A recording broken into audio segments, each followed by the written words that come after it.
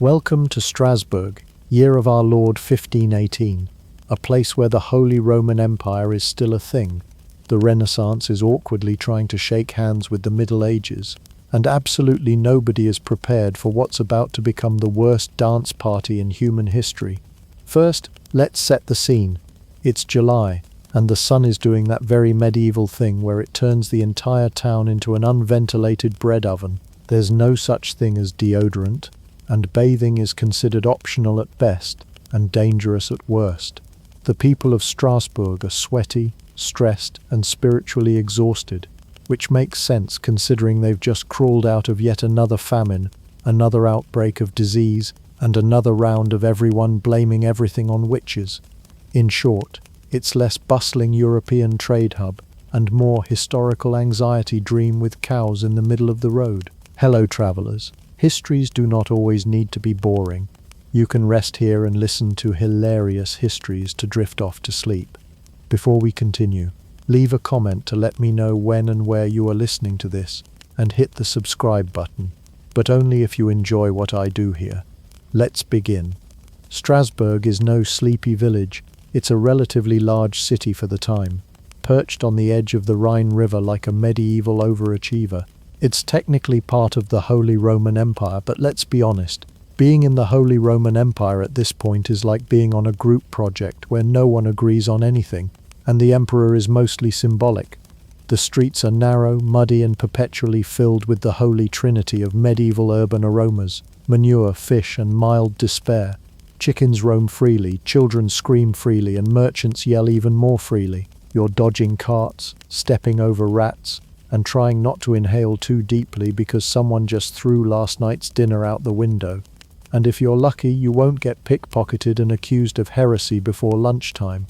The people of Strasbourg in 1518 are living the kind of life where a good day means you didn't get plague or drafted into a war you don't understand. Most folks are peasants, artisans, or merchants scraping by in a system that loves taxes almost as much as it hates social mobility. You pay your tithes to the church, your dues to the guild, your bribes to the guards, and if you have a coin left over, congratulations, you can afford bread that doesn't bite back.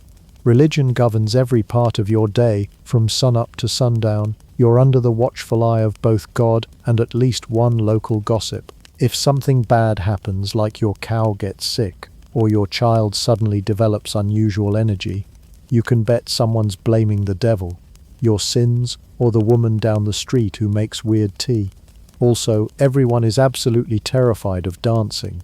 Not recreationally, spiritually. There's a long-standing belief in dancing mania, which we'll get into later, but just know that in 1518 if someone starts busting a move in the middle of the street, you don't assume it's a celebration. You assume the apocalypse is on shuffle mode.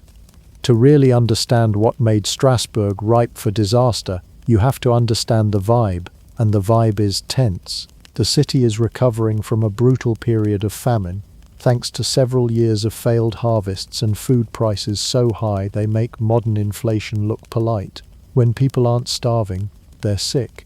Epidemics sweep through with the regularity of a morning bell.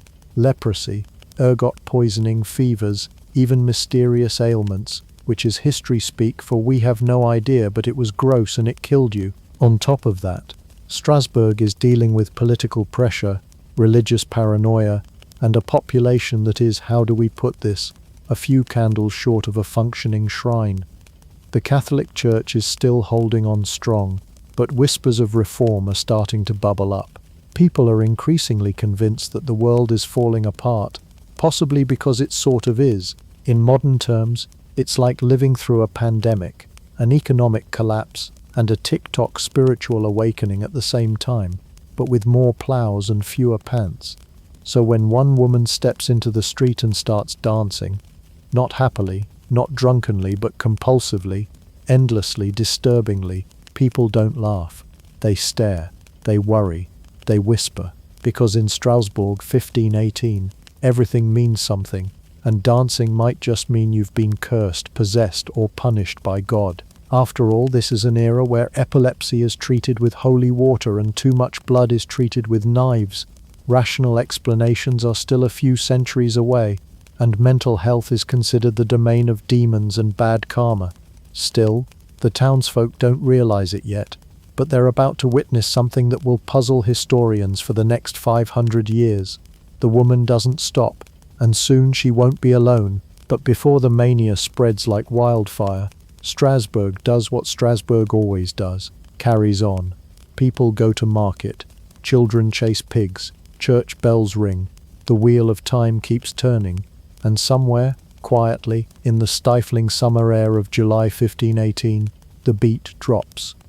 It began, as all strange legends do, with one woman deciding to absolutely lose it in public. Her name was Frau Troffea, and on an otherwise unremarkable day in July 1518, she stepped out of her modest home in Strasbourg and did something truly unexpected. She started dancing. No tambourines, no tavern tunes, no bards strumming in the corner, just her, the dirt-covered cobblestones, and a sudden urge to bust a move like her life depended on it. Spoiler alert, it kind of did. Now dancing wasn't unheard of in Strasbourg. People had festivals, celebrations, occasional weddings that didn't end in fistfights. But what Frau Troffea was doing, this wasn't celebratory. This wasn't even joyful. This was raw, relentless, and bizarre. Her limbs flailed, her feet pounded, her body jerked and spun with a rhythm only she could hear. And the weirdest part, she didn't stop. Not after a few minutes, not after an hour, not even after the sun dipped below the horizon like it was trying to avoid eye contact. Imagine being her neighbor. You open the window expecting birdsong and gossip, but instead there's your fellow townswoman, two-stepping herself into a full-body exorcism. At first you might assume she's angry. Maybe she's cursing her husband. Maybe she's possessed. Or maybe this is some new form of penance where you dance the sin right out of your bones. Whatever it is, it's deeply uncomfortable to watch, but also kind of mesmerizing. At first, people likely whispered excuses. Maybe she's just releasing stress, they might have said, dancing off a bad stew. Or, she's just going through something, said in the same hushed tones people now reserve for taking a sabbatical to find herself in Bali. The hope was that she'd tire out and return home, maybe slightly embarrassed, maybe with sore calves, but otherwise fine. But Frau Troffea didn't go home. She kept going, for hours, then days. According to historical records, she danced non-stop for nearly a week. And no, this wasn't some peaceful waltz. It was a frantic, sweat-drenched, muscle-spasming ordeal. Her feet bled. Her clothes stuck to her skin. She didn't eat, didn't rest, didn't collapse. She just danced like the ground was lava, and the only way to survive was to keep moving. And here's where it really starts to get uncomfortable. This wasn't a performance. There was no joy on her face, no satisfaction in the movement. If anything, she looked trapped, like her own body had betrayed her, switched on the autopilot, and thrown away the key. It was as if her brain screamed stop, while her limbs replied, nah, let's freestyle a bit longer. Naturally, this attracted attention. Neighbors began to gather. People peeked out from behind wooden shutters, children were pulled back inside, and someone probably crossed themselves more aggressively than necessary. After all, this was a deeply religious community in a deeply superstitious time. To see a woman spiraling like this in broad daylight in a town square was practically a horror movie with extra incense. No one knew what to do. Medical science, such as it was, offered no explanation. It wasn't epilepsy. It wasn't drunkenness. It wasn't even a poorly rehearsed theatre act. She had no partner, no purpose, and most unsettling of all, no end in sight. And every hour that passed chipped away at the comforting idea that this was just a weird little episode. Now imagine the toll this took, not just on her body, but on the town's collective sanity. Frau Troffea wasn't just some eccentric woman. She was a mirror held up to Strasbourg's barely contained fears. Was she cursed? Possessed? A warning? A divine punishment dancing itself across their doorstep? In a world where every sneeze could be demonic, every shadow suspicious, and every woman's mood swings a potential witch trial waiting to happen, her dancing lit the fuse of panic. What's even stranger is how helpless everyone seemed. You'd think someone would tackle her, or lock her in a room, or, politely suggest a nap. But no, she was left to dance. Perhaps people feared touching her. Perhaps they feared they might catch it, this strange, contagious rhythm like a cursed waltz passed through eye contact. But if they thought this was a solo act, they were wrong, because something about Frau Trofia's dance struck a chord in the strangest way. Maybe it was psychological, maybe it was supernatural, maybe it was just one long communal nervous breakdown.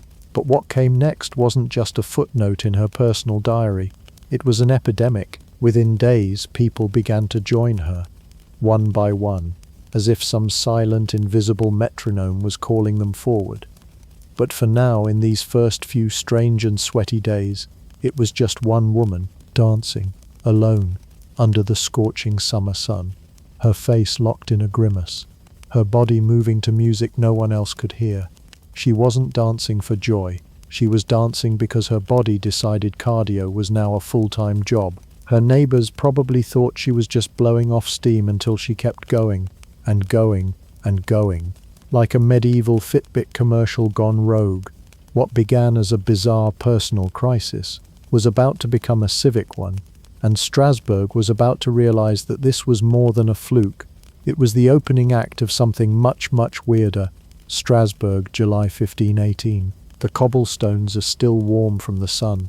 The townspeople are still unsure whether Frau Trofia is having a religious moment or a full-body disagreement with gravity.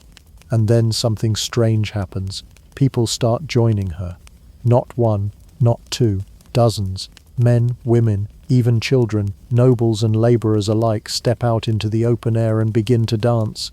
Not with flair, not with form, just wild, desperate, chaotic movement, like their limbs were auditioning for a medieval horror ballet. Arms flail, feet blur, eyes roll. It's less courtly waltz and more possessed marionette show with extra ankle injuries, and they don't stop. This is not your cheerful village celebration. There are no flowers, no ribbons, definitely no smiling. It's like someone summoned a party, and only the panic-stricken showed up. What begins as one woman's terrifying solo quickly snowballs into the most cursed group activity, since someone decided eating eels raw was a good idea. By the end of the first week, nearly 36 people are dancing. By the second week, reports claim over 100 have joined. Eventually, up to 400 people are caught in the madness, dancing, spinning, gasping, some even collapsing.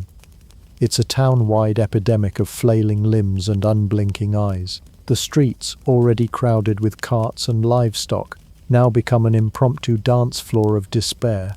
There is no music, no beat, no pattern, just the collective sound of exhausted shoes slapping against cobblestones and the occasional groan of someone whose body just remembered it has knees. It is, by every historical account, the worst party in history. No music, no snacks, just sweat and screams, like if a rave were hosted in a sauna during a funeral. And the question on everyone's lips, both then and now, is why? Why did all these people start dancing? Why couldn't they stop? What possessed them, literally or figuratively, to throw all sense of self-preservation into the air like a poorly timed jig? Was it peer pressure? Was it divine punishment? Was it, as one chronicler subtly suggested, the result of unnatural humours, which is medieval for, we have no idea but it seems gross? No one knew then, and no one really knows now. All we have are confused records, traumatized witnesses, and one very exhausted town. Some reports said the dancers were in pain, others said they looked like they were in a trance. One source claimed they screamed for help while dancing, as if their minds were trapped while their bodies staged a mutiny. And yet, more kept joining, pulled in by something no one could name.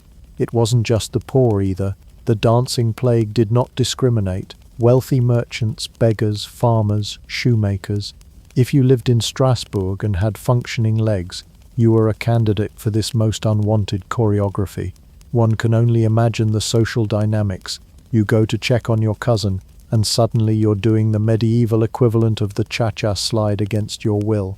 You're out buying bread, and bam, your legs betray you, and suddenly you're the entertainment, and not in a fun drunken uncle at the wedding way. No, this is public health crisis disguised as interpretive dance kind of bad.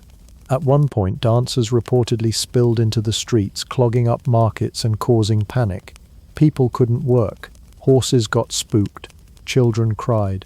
The dancing plague didn't just confuse, it disrupted. The city had actual debates about what to do with this many people breakdancing into oblivion. And spoiler alert, they would make some truly questionable decisions. But in this early stage, all anyone could do was stare in horror as the numbers grew. Onlookers must have felt like they were watching a slow-motion avalanche. No one could predict who would join next.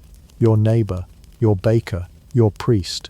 Even city officials were reportedly baffled, their best response amounting to a collective shrug and probably some nervous prayer. Some dancers collapsed from exhaustion, only to wake up and start again. Others dropped dead. Heart attacks, strokes, dehydration, sheer overexertion. But the dancing didn't stop. It didn't mourn. It didn't pause to reflect. It just kept going, like the world's least enjoyable musical starring people who forgot they'd been cast. You ever get a song stuck in your head? Now imagine your legs get stuck too. Day after day, week after week, the plague pulsed through the town like an unkillable melody. But this tune didn't lift spirits, it shattered them, and the longer it lasted, the weirder it got. No pattern, no origin, no escape. The only thing that was certain was this: Strasbourg was stuck in a dance it never asked for, and the music, whatever it was, refused to stop playing. Next time, we'll take a look at how the city's finest minds, by which we mean medieval doctors with a fondness for leeches and extremely confident guesses, decided to solve the crisis. When 100 people in your town start dancing like their lives depend on it, and then keep dancing until their lives actually depend on it, you'd expect the local authorities to call in the experts. And in Strasbourg, 1518, they did exactly that. Unfortunately, the experts were 16th century doctors. Now, doctor back then didn't mean what it means today. These were not lab coat-wearing, test-ordering professionals with 10 years of schooling and a healthy respect for germs. No, these were men armed with philosophy degrees, astrology charts, and a deep emotional attachment to leeches. Their most powerful tools were guesswork, arrogance, and an unwavering belief that most of the body's problems could be solved with sharp objects and fluids exiting the body at high speeds. So when Strasbourg called in the physicians to explain why nearly half the city had turned into involuntary dance captives, the doctors stroked their beards, consulted their sacred texts, and delivered a diagnosis with the confidence of a man who's never been right but has never let that stop him. Too much hot blood. Yes, hot blood. You see, medicine in the 1500s still revolved around the ancient Greek idea of the four humors: blood, phlegm, yellow bile, and black bile. Good health was all about balance. Too much of one, boom, your body went off script. Too much yellow bile and you're angry. Too much black bile and you're depressed. Too much blood, clearly that turns your legs into interpretive dancers. And so, armed with this questionable logic, the doctors made a truly bold suggestion: let them keep dancing. Why? Because sweating was a method of purging excess blood. The body's trying to correct itself, they claimed. The movement is therapeutic. Let the musicless rave rage on. It's healing. Just ignore the death part. It's hard to overstate how hilariously tragic this is. People are collapsing from sheer exhaustion, their feet raw and bleeding, their eyes wild with confusion and pain, and the medical advice is essentially, have you tried dancing it out? This would be like watching someone choke and handing them popcorn. The doctors went a step further, advising that space be cleared for the afflicted. Public halls and even stages were set aside for the dancers, because clearly what they needed was better flooring and audience engagement. Some sources even suggest musicians were hired to accompany the dancers, presumably under the logic that if you're going to spiral into cardiovascular ruin, you might as well do it to a catchy tune. It's the 1518 version of turning a medical emergency into a full-blown music festival, with no stage crew, no medics, and no snacks, of course. When the dancing didn't stop, when people began collapsing permanently, when the city stank of fear, sweat, and crushed expectations, the doctors began to revise their theories. Maybe it wasn't just hot blood, maybe it was imagination, or the stars, or perhaps the town had angered a saint. These were the medical possibilities: the circulatory system, celestial wrath, or demonic ballet. This led to some truly fascinating treatments. Bloodletting, for example, was the go-to cure. You're dancing too much. Let's poke a hole in your arm and drain some of that spicy blood. It was a bold strategy, and by bold, we mean absolutely unhinged. Because if there's one thing a dehydrated, overworked dancer needs, it's less blood. Then came the herbal poultices, the scented waters, the prayers, the very serious warnings about spicy foods and Venus being in the wrong zodiac sign. One can only imagine the conversations happening between these so-called professionals. This man's been dancing for 72 hours without pause. Clearly his liver is too moist. Best bring out the leeches. And leeches, oh yes, they were always involved. No matter the problem, fever, fatigue, existential dread, leeches were the medieval equivalent of duct tape. Slap a few on the legs, maybe one on the forehead for good luck, and hope the patient doesn't file a complaint because there were no forms for that, or rights, or understanding of bacteria. It's also important to note that none of this worked. Not a single one of these treatments stopped the dancing. In fact, it got worse. The more people danced, the more frantic the city's attempts to fix them became. By now the citizens were starting to wonder whether the doctors knew anything at all. Spoiler, they didn't. Still, the physicians remained committed to their diagnoses, because changing your mind in the face of mounting evidence is not very on-brand for a 16th century doctor, so they just doubled down. More bloodletting, more dancing space, possibly more flutes. Their cure for non-stop dancing? More dancing. That's like curing hiccups with a kazoo solo. Eventually, as the city's dance floor of doom spiraled out of control, the medical establishment, having exhausted all its favorite medieval hobbies, quietly handed the reins over to the church. When your best idea is let's sweat the demons out, and people keep dropping dead, even the leeches start looking nervous. When medicine fails, society usually turns to something even more mysterious, religion.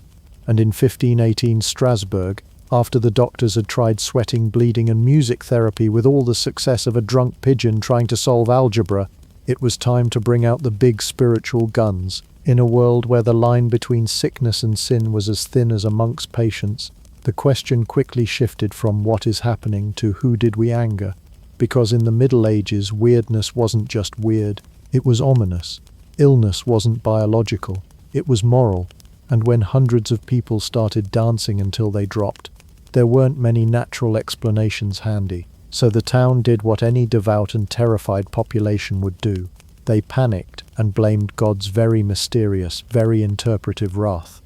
If something went wrong in the 16th century, your crops failed, your goat stopped producing milk, or your cousin spontaneously combusted, you had two main suspects, a witch or a saint, and sometimes both, just in case one was acting through the other. Enter Saint Vitus. Now, if you're not familiar with Saint Vitus, don't worry. Most people today only know him because of the disease named after him. But back in the day, he was a big deal. A 4th century martyr, Saint Vitus was the patron saint of actors, epileptics, and crucially dancers. You know, just in case you wanted someone to protect your jazz hands from demonic influence. The people of Strasbourg believed that Saint Vitus had the power to either bless your body with rhythm or curse it with endless motion. A bit like an ancient DJ with very confusing energy. This wasn't a new idea either. Saint Vitus's dance was already a known term for a mysterious condition that caused jerky, uncontrollable movements, especially among children. So when the dancing plague took hold, the church's response was, clearly Vitus is mad again. Why was he mad? Well, take your pick. People had sinned, or they'd failed to honor him, or they'd just been too enthusiastic about something that wasn't God. Honestly, in the 1500s, there were so many ways to upset a saint, it's amazing anyone dared leave the house. Maybe someone skipped mass, maybe someone danced on a Sunday, or maybe, horror of horrors, someone had bacon during Lent. In any case, the theory spread. This was divine punishment. Strasbourg had displeased heaven, and now they were being smited via tap dance. The dancers weren't victims of disease, they were sinners working off a cosmic debt, one jig at a time. So the church got involved. Big time. Priests were dispatched. Holy water was sprinkled like the town was on fire, and no one had invented buckets. Special masses were held. Processions were organized. People clutched relics and crossed themselves so frequently it became a wrist workout. It was spiritual triage on a city-wide scale. But the most fascinating intervention came in the form of a pilgrimage. The authorities decided to cart the worst dancers off, not to a hospital or a spa, but to the shrine of Saint Vitus in a nearby town. There the dancers were outfitted with tiny red shoes because nothing says spiritual healing like a fashionable foot accessory, and had holy crosses pressed against their bodies, as if Christ himself might shout freeze and end the whole ordeal. And according to some reports, this kind of worked. Not like flipping a switch, mind you. More like slowly unplugging a cursed radio. Some dancers began to recover after the pilgrimage. Others tragically did not. But in a time when options were few and answers were mostly shouted in Latin, take them to the shrine and hope they stop breakdancing was the closest thing to a plan. It's also worth noting that this entire panic revealed a lot about the era. The medieval mind didn't separate the body from the soul the way we do. If your legs went rogue, your soul probably had something to do with it. If your hands trembled, it might be nerves or a demon borrowing your fingers. The supernatural and the physical were not two worlds. They were just one confusing, punishment-heavy, deeply dramatic ecosystem. And as absurd as it all sounds today, it made perfect sense to the people of Strasbourg. They were religious. They were scared, and most of all they were tired. Tired of dancing, tired of watching others drop, tired of not knowing whether they'd be next. The idea that a saint could be behind it wasn't just comforting, it was actionable. You could pray, you could walk, you could offer penance. In a time where medicine felt like creative torture, faith was the only thing that promised even the illusion of control. Ironically, Saint Vitus was the patron saint of dance, and yet here he was, the suspected architect of this choreographic nightmare. A town full of people who would have paid to never dance again was now begging the Lord of rhythmic judgment to call it off. By this point, Strasbourg in 1518 had transformed from a bustling medieval town into something that looked like a nightmare flash mob directed by anxiety and exhaustion. Hundreds of people were still dancing, some for days on end, others until they dropped dead in the street, and every solution so far had made things worse. The doctors had tried sweating it out, the priests had tried praying it out, and neither approach had stopped the mysterious rhythm from dragging new victims into the chaos. So, in a true display of this is either genius or deeply stupid, the town council landed on a bold new idea. If the dancers won't stop, maybe they just need to finish the song. But there was no song, no music, not even a humming bard in the background. So naturally the city decided to supply some. They hired musicians, real ones with instruments and sheet music. This wasn't just a few local kids banging on pots. No, Strasbourg reportedly brought in professional pipers and drummers to accompany the dancers, as if someone had confused a medical crisis with an open-air festival. It was a moment so strange, so perfectly medieval. It almost makes modern problems feel comforting. The logic, if we dare call it that, went something like this. Perhaps the dancers were caught in some kind of incomplete ritual. Maybe they had started something their bodies couldn't finish. So if the city provided the right rhythm, maybe a nice jig in 6/8 time, the dancers could at last complete the dance and be free, which is of course completely insane. It's like throwing a concert for people who can't stop dancing. That's not help, that's enabling. Imagine watching someone involuntarily twitching from a seizure and thinking, what this needs is a catchy backbeat, and pity the poor musicians. Imagine being a lute player in 1518, excited to be booked for what you assume is a festival or wedding, only to arrive and see rows of sleep-deprived, bleeding townsfolk flailing around like human windmills. No one's clapping, no one's tipping. The only feedback you're getting is the sound of someone sobbing mid-waltz. It must have been the most cursed gig in all of Holy Roman Empire history. Here's your stage. Don't worry about applause.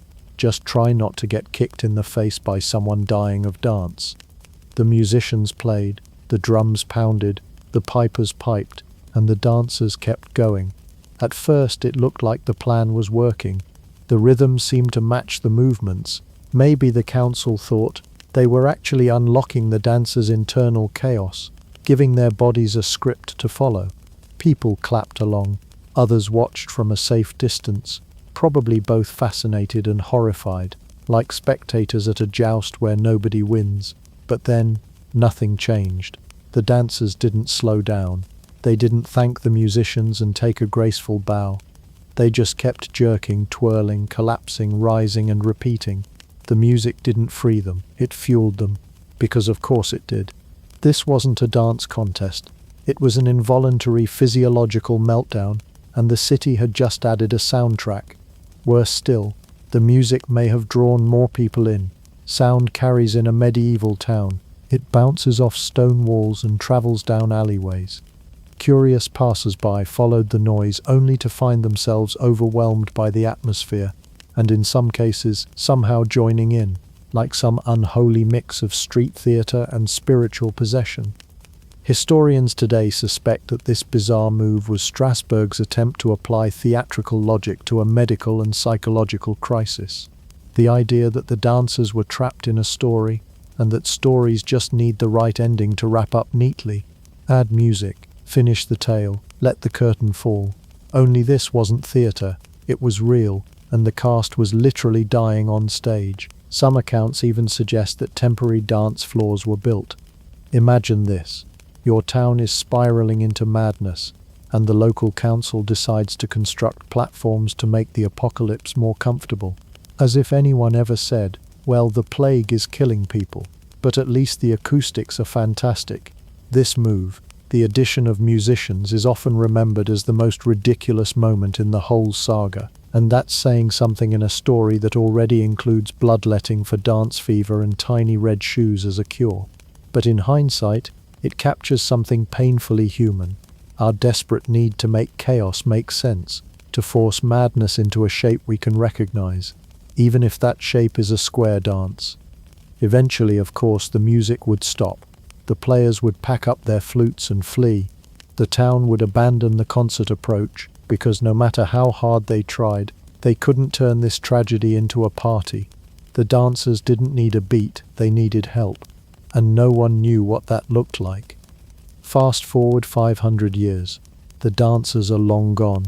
The cobblestones of Strasbourg are silent. The pipers have moved on to less cursed gigs, hopefully birthday parties and not more doom-fueled public tragedies. And now, with the benefit of hindsight, modern scholars, scientists and history professionals with access to actual medical journals have asked the million-franc question, what the hell actually happened in 1518? Because even for the Middle Ages, an era where people frequently blamed comets for bad moods and treated headaches with hot metal, this whole dancing until you die episode is in a league of its own. Hundreds of people, seized by uncontrollable movement, sweating and screaming their way through the summer, while the town responded with a mix of drums, holy water, and extremely confident leech placement. Surely there has to be a more logical explanation than St. Vitus got bored and decided to curse some peasants. And so, science enters the chat. Let's start with one of the most popular and strangely psychedelic theories, ergot poisoning. This one's a favorite among historians who enjoy combining toxicology with medieval bread recipes. Ergot is a mold that grows on damp rye, and when consumed, it can cause powerful hallucinations, convulsions and spasms. Basically, it's LSD's mean older cousin, and it likes to hang out on loaves of peasant bread. Now, Strasbourg in 1518 had been hit with poor harvests, famine and wet conditions, a perfect breeding ground for ergot. So the theory goes, everyone's starving, eating whatever bread they can get their hands on, and boom, accidental mass acid trip. Not the good kind where you see colors and contemplate the universe, but the bad kind where your muscles seize up, you see the devil in a cabbage, and your legs start tap dancing without your permission. It's a compelling theory, but it has some holes. Ergot poisoning usually causes severe physical pain, gangrene, and violent vomiting, not extended choreography. Also, if the bread was poisoned, you'd expect it to affect people randomly, not result in hundreds of dancers flailing through the city like they were auditioning for a medieval remake of Footloose. And if everyone was tripping out from rye mold, they probably wouldn't have danced in sync for weeks. They'd be busy hugging goats and trying to peel the sky. So while ergot remains on the suspect list, it's more of a supporting character than the main villain.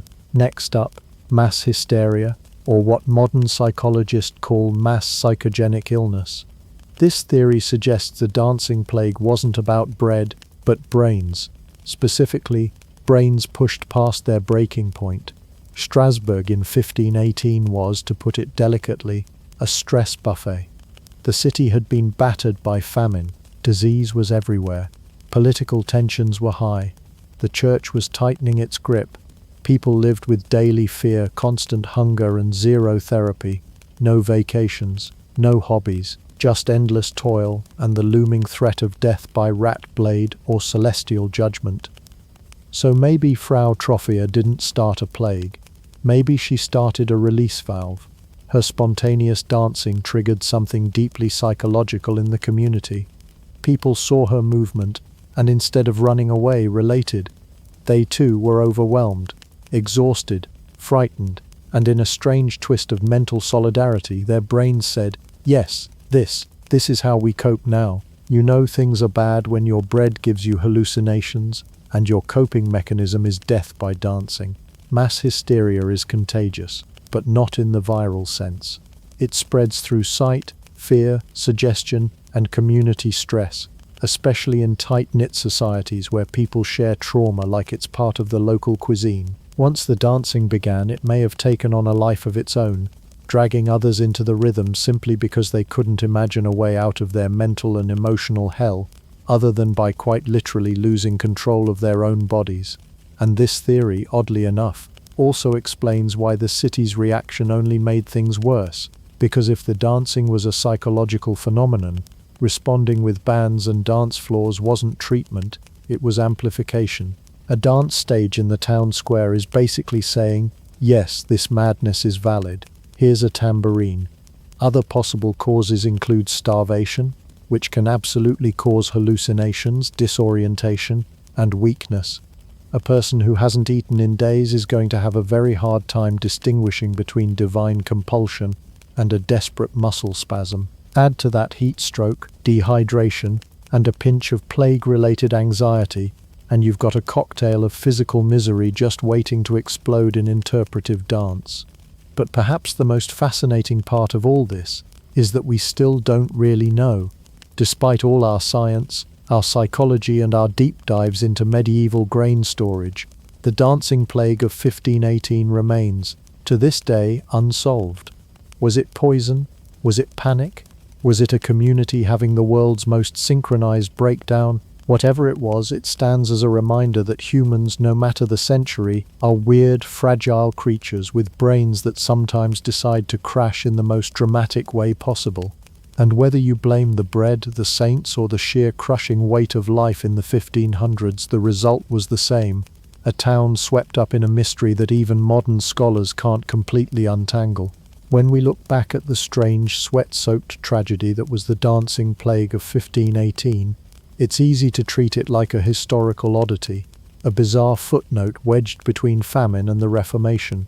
But beneath the wild imagery of peasants pirouetting to death in the streets lies a deeper, far more human question. Was this madness, or was it survival?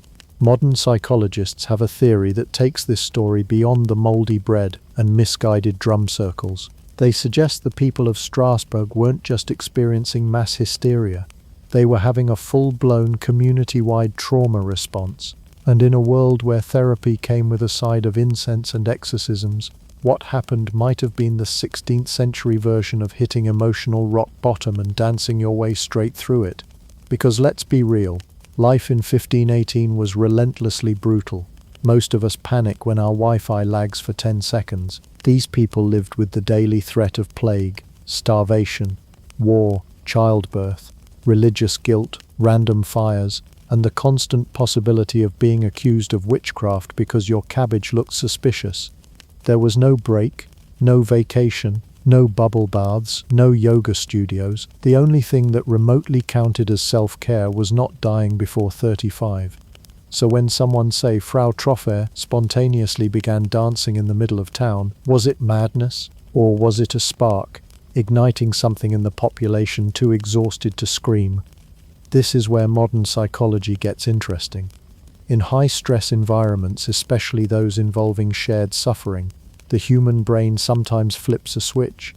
It decides that normal behavior isn't going to cut it anymore, and instead of fight or flight, it picks spasmodic interpretive dance.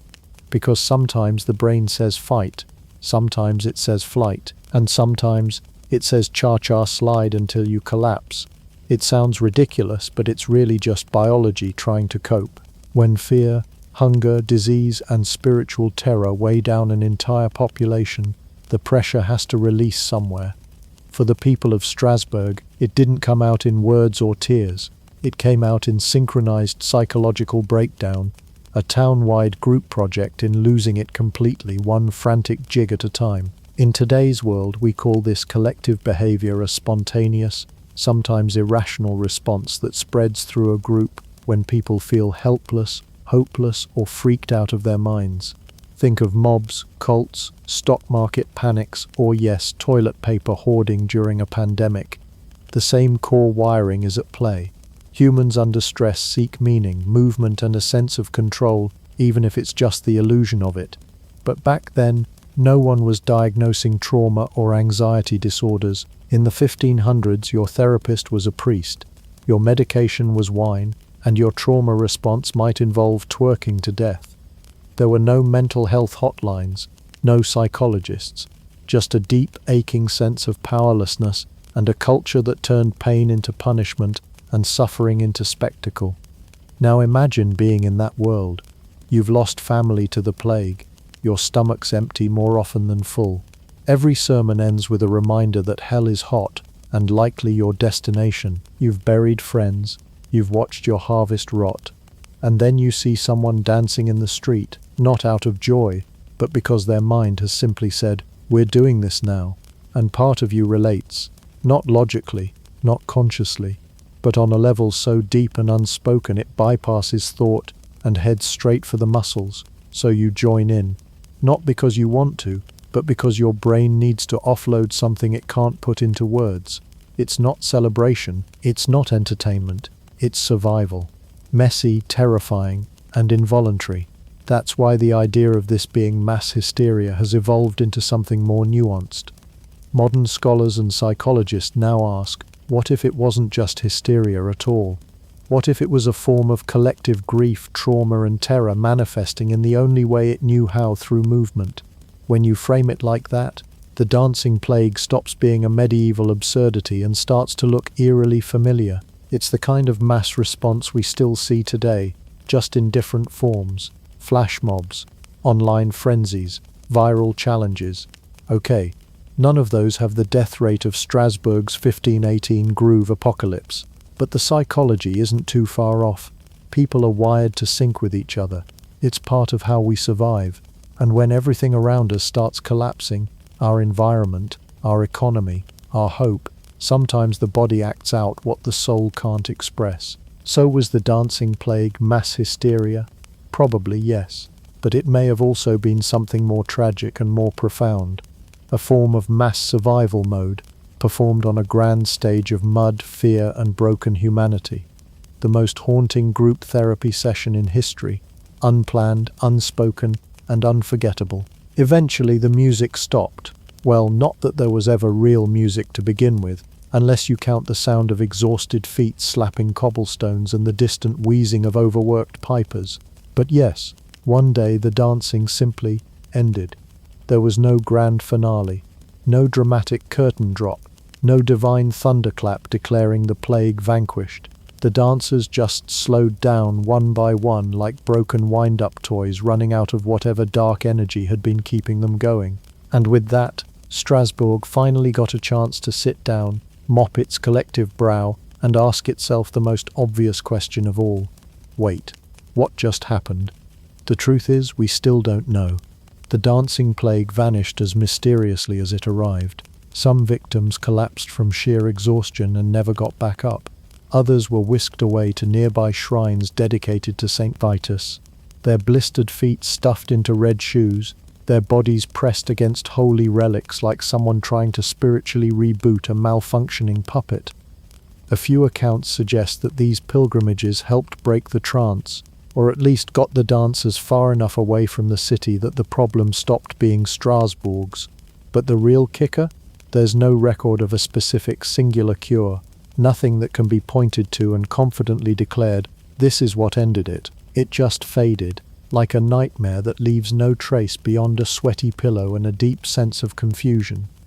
Historians have been trying to make sense of this anticlimactic conclusion for centuries.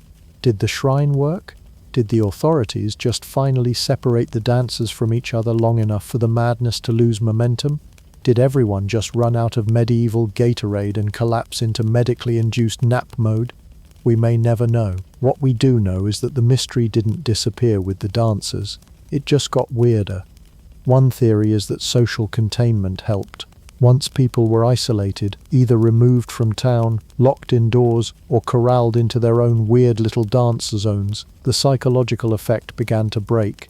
Without an audience, without the reinforcement of communal panic, maybe the spell began to lift. Because as powerful as group hysteria is, it still needs fuel, attention, energy, a shared emotional echo chamber.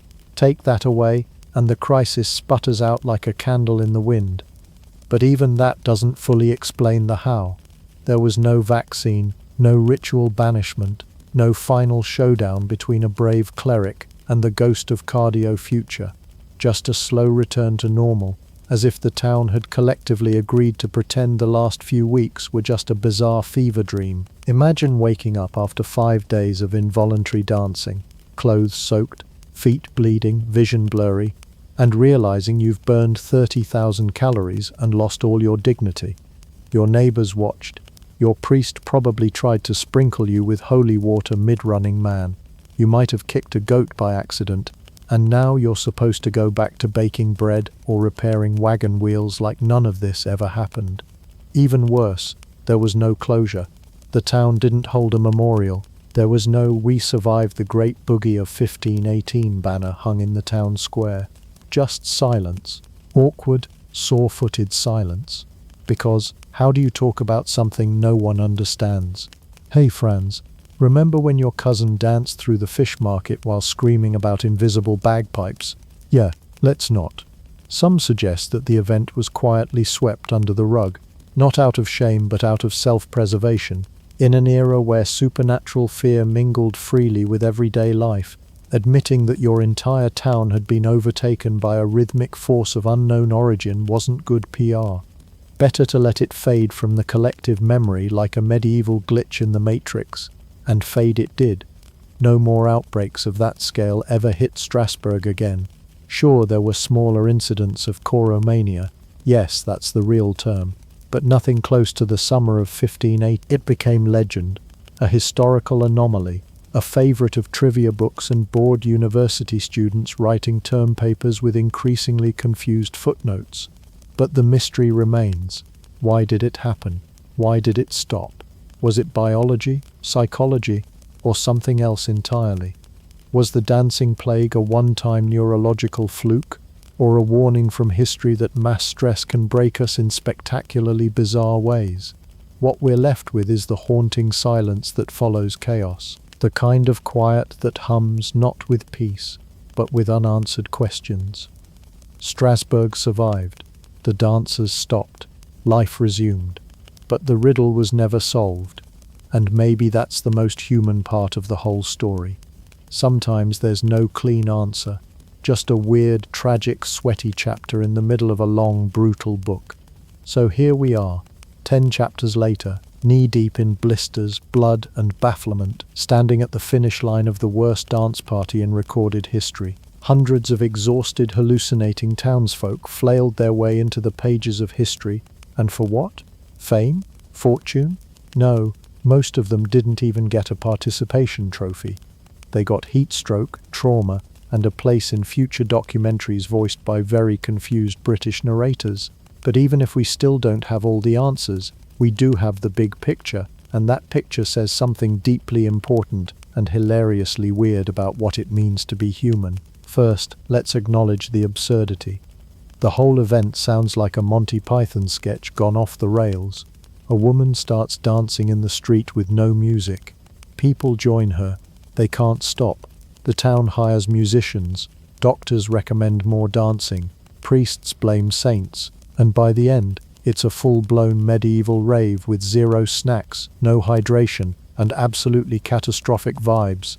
The good news, you're no longer dancing. The bad news, you might have invented Zumba 500 years too early, but beneath that absurdity lies something tragic and weirdly relatable. This wasn't a party, it was a collapse. The people of Strasbourg weren't dancing because they were joyful. They were dancing because their world had become too heavy to carry. Famine, disease, spiritual terror, political instability, it all came crashing down on their psyches, and when there were no more words to scream, their bodies screamed for them. They didn't have therapists, they didn't have TikTok to vent, they didn't even have the luxury of a good cry in a clean bathroom. What they had was fear, communal tension, and legs that refused to stop moving. It's a reminder that human beings are weird, history is weirder, and sometimes coping looks like a full-body jazz solo. Even now we're not so different. The stressors have changed. Now it's inflation, climate anxiety, doom scrolling, and the unholy pressure to answer emails instantly. But the responses can still be chaotic. We binge, we spiral, we panic buy candles, we dye our hair at 3 a.m., we do yoga while crying and pretend it's just the flow. And yes, sometimes we dance. The dancing plague teaches us that human responses to stress aren't always rational, but they're deeply human. Sometimes people collapse, sometimes they explode, and sometimes they groove themselves into the hospital. It's bizarre, it's sad, and it's oddly comforting, because it means that even the weirdest moments in history are just exaggerated versions of what we all go through. It also shows the danger of misunderstanding human suffering. The city's leaders, both medical and spiritual, were so convinced they understood the problem that they doubled down on bad ideas. They prescribed dancing for dancers, music for exhaustion, leeches for everything else, and while their intentions may have been earnest, they treated symptoms without ever understanding the cause. It's a masterclass in what not to do when society starts glitching. There's also something to be said about collective behavior. The dancing plague wasn't one person's breakdown, it was a group event, and that's what makes it so powerful. People are incredibly susceptible to the moods, fears, and actions of those around them, especially when things feel out of control. We look to others for cues, and when everyone's flailing, it suddenly feels normal to flail too. In that way, the dancing plague is less of a mystery and more of a mirror. It shows us what we become under pressure. Strange, frightened, synchronized creatures trying to find rhythm in chaos, trying to make sense of a world that doesn't always make sense. And isn't that what history is in the end? A giant, awkward group dance? Some of us waltz through life, others trip over their own feet. A few break into interpretive numbers nobody understands. But we're all in the same choreography, muddling through, hoping someone hands us water before we pass out. So what did we learn? We learned that people are resilient, even when their resilience looks like a foot cramp. That society has always struggled to deal with collective trauma, that sometimes fear can look like faith, and survival can look like salsa. We learned that history isn't just about kings and wars. It's also about the moments when ordinary people cracked under extraordinary pressure and did something so weird, we're still trying to understand it 5 centuries later. And most importantly, we learned that next time you feel overwhelmed, stressed, or like the world's too much to handle, you could always take a deep breath, Stay hydrated and remember, at least you're not doing the worm on cobblestones in front of confused monks. The dancing has stopped. The dust has settled. But the story, like all the best ones, keeps moving. Why you'd be a terrible gladiator, and that's okay. The dream, muscles glistening under the Roman sun, crowds cheering your name, and the emperor giving you a slow clap as you defeat your enemy in dramatic slow motion. The reality, you're chained to 20 other sweaty strangers, your new boss just yelled at you in Latin, and someone handed you a crusty loaf of stale barley bread and said, "Congrats, you fight now. Welcome to the glamorous world of being a gladiator. It's less Spartan warrior and more prison fight club with a catering budget." Let's clear this up immediately. You didn't sign up for this because you were bored with your office job. Most gladiators didn't choose the profession. They were volunteered in the worst way possible. The majority came from 3 delightfully doomed categories: enslaved people, captured during Rome's many wars, or born into servitude. For Rome, every new province was basically a Costco bulk deal on future gladiators. Condemned criminals, noxi, murderers, traitors, or unlucky folks who stole a goat at the wrong time and wound up sentenced to public entertainment. The Roman justice system didn't have probation. It had lions, debtors, and the desperate. If you owed too much money or ran out of options, you could sell yourself to a gladiator school. Imagine going to a pawn shop and pawning your entire existence. But here's the weird twist. Some people chose this life. Yes, volunteers called auctorior were free men who decided, you know what would spice up my midlife crisis? Sword fights and possible evisceration.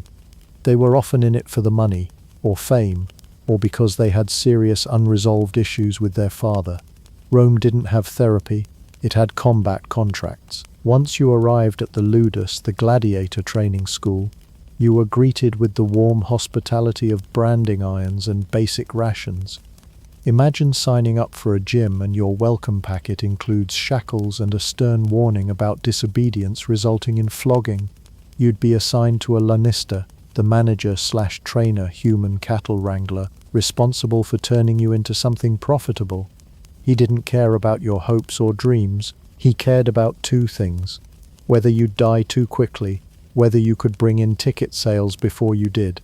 Your living quarters were somewhere between Roman storage closet and open-air dungeon.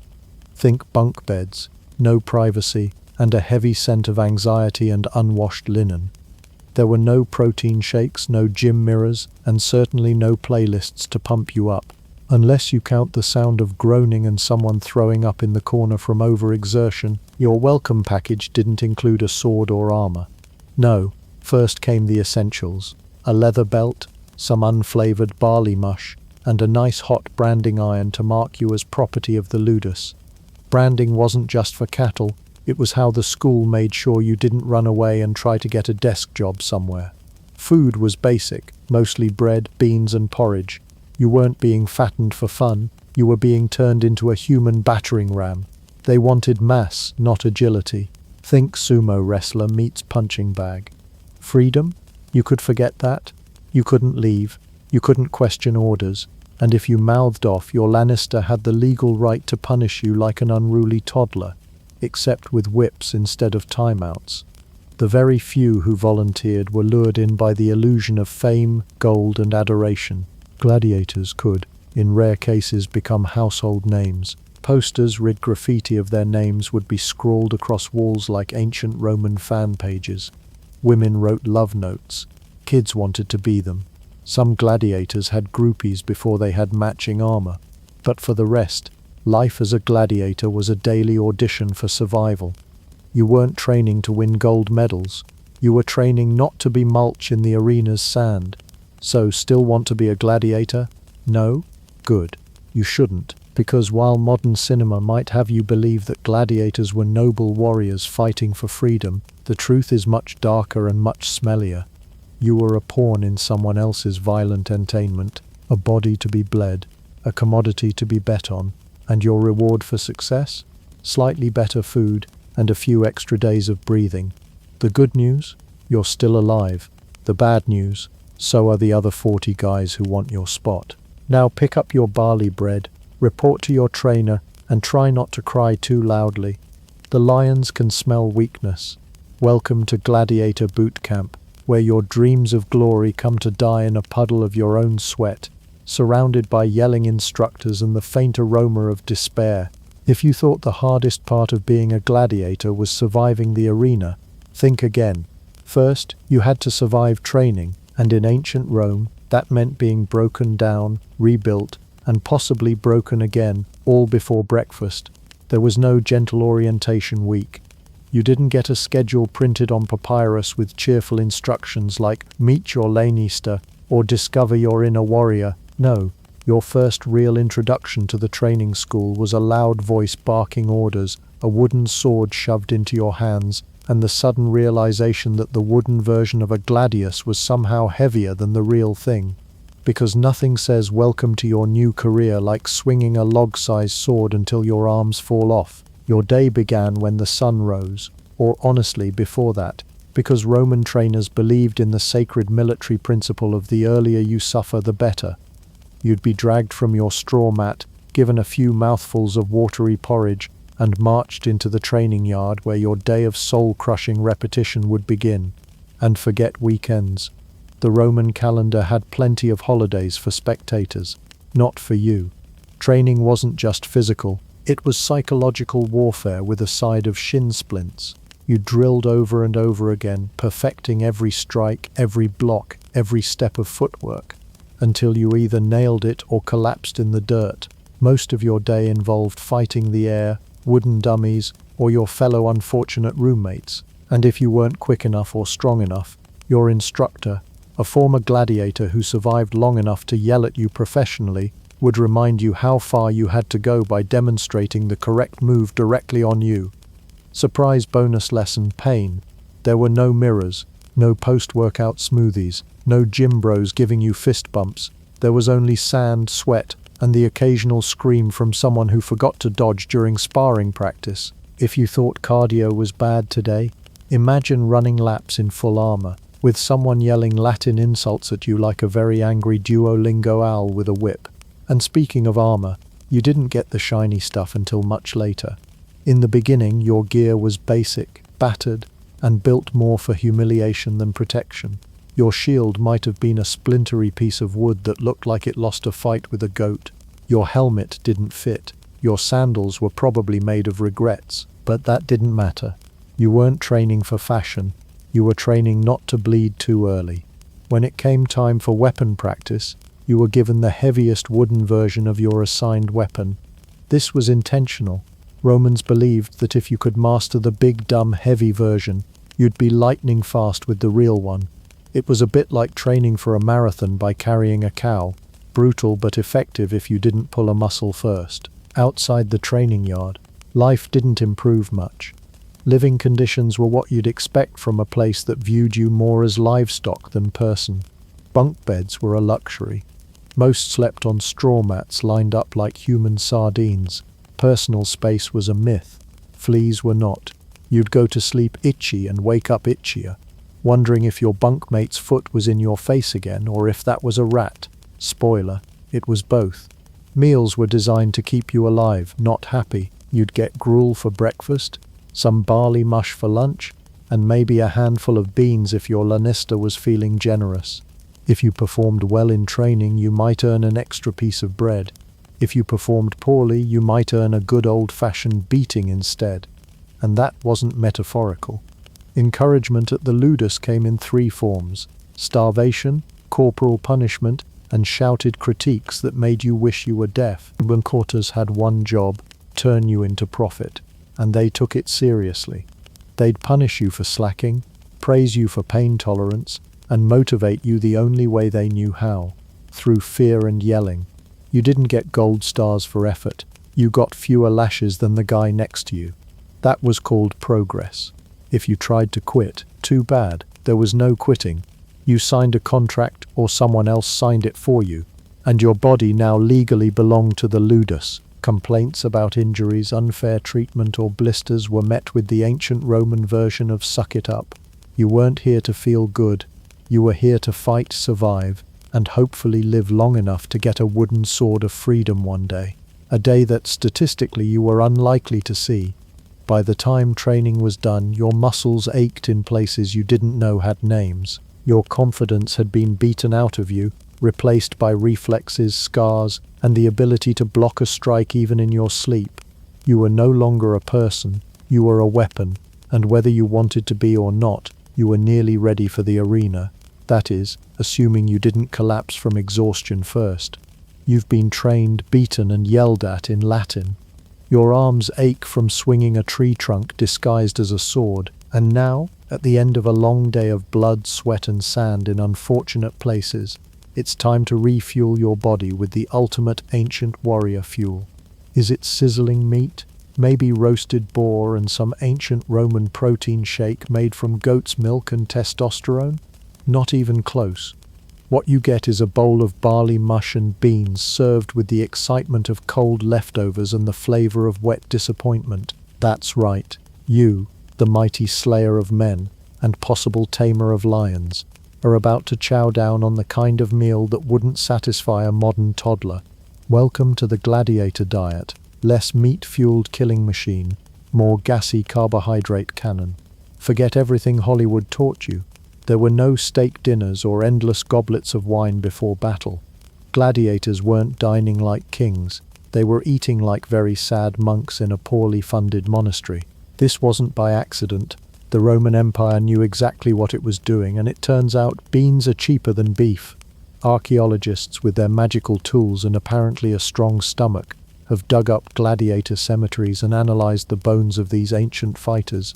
What they found is that gladiators had surprisingly high levels of strontium, a mineral associated with a plant-based diet. In other words, these guys weren't living off bacon. They were basically living off the ancient Roman equivalent of tofu and oatmeal. This earned them a delightful nickname from Roman writers, hordeari, or barley men, which sounds tough until you remember that barley was animal feed in some regions. These warriors weren't tearing into steaks. They were carbo-loading like marathon runners, except their finish line was not a medal, but potentially a sword in the face. The reason for the high-carb, low-meat diet was simple: bulk. The goal wasn't six-pack abs or lean muscle, it was mass. Gladiators were meant to be big and padded, not to look good on a marble statue, but to help them survive in the arena. A thicker layer of fat actually cushioned blows and made it harder for cuts to hit vital organs. It was like wearing a natural meat shield made out of your own beans-fueled belly. That's right, some of that glorious muscle you imagined, it was actually ancient bloat. You didn't just train to fight, you trained to wobble strategically. And yes, occasionally meat would show up, but it was a rarity. Think special occasions, bonus rewards, or when someone's pet goat tragically wandered too close to the training yard.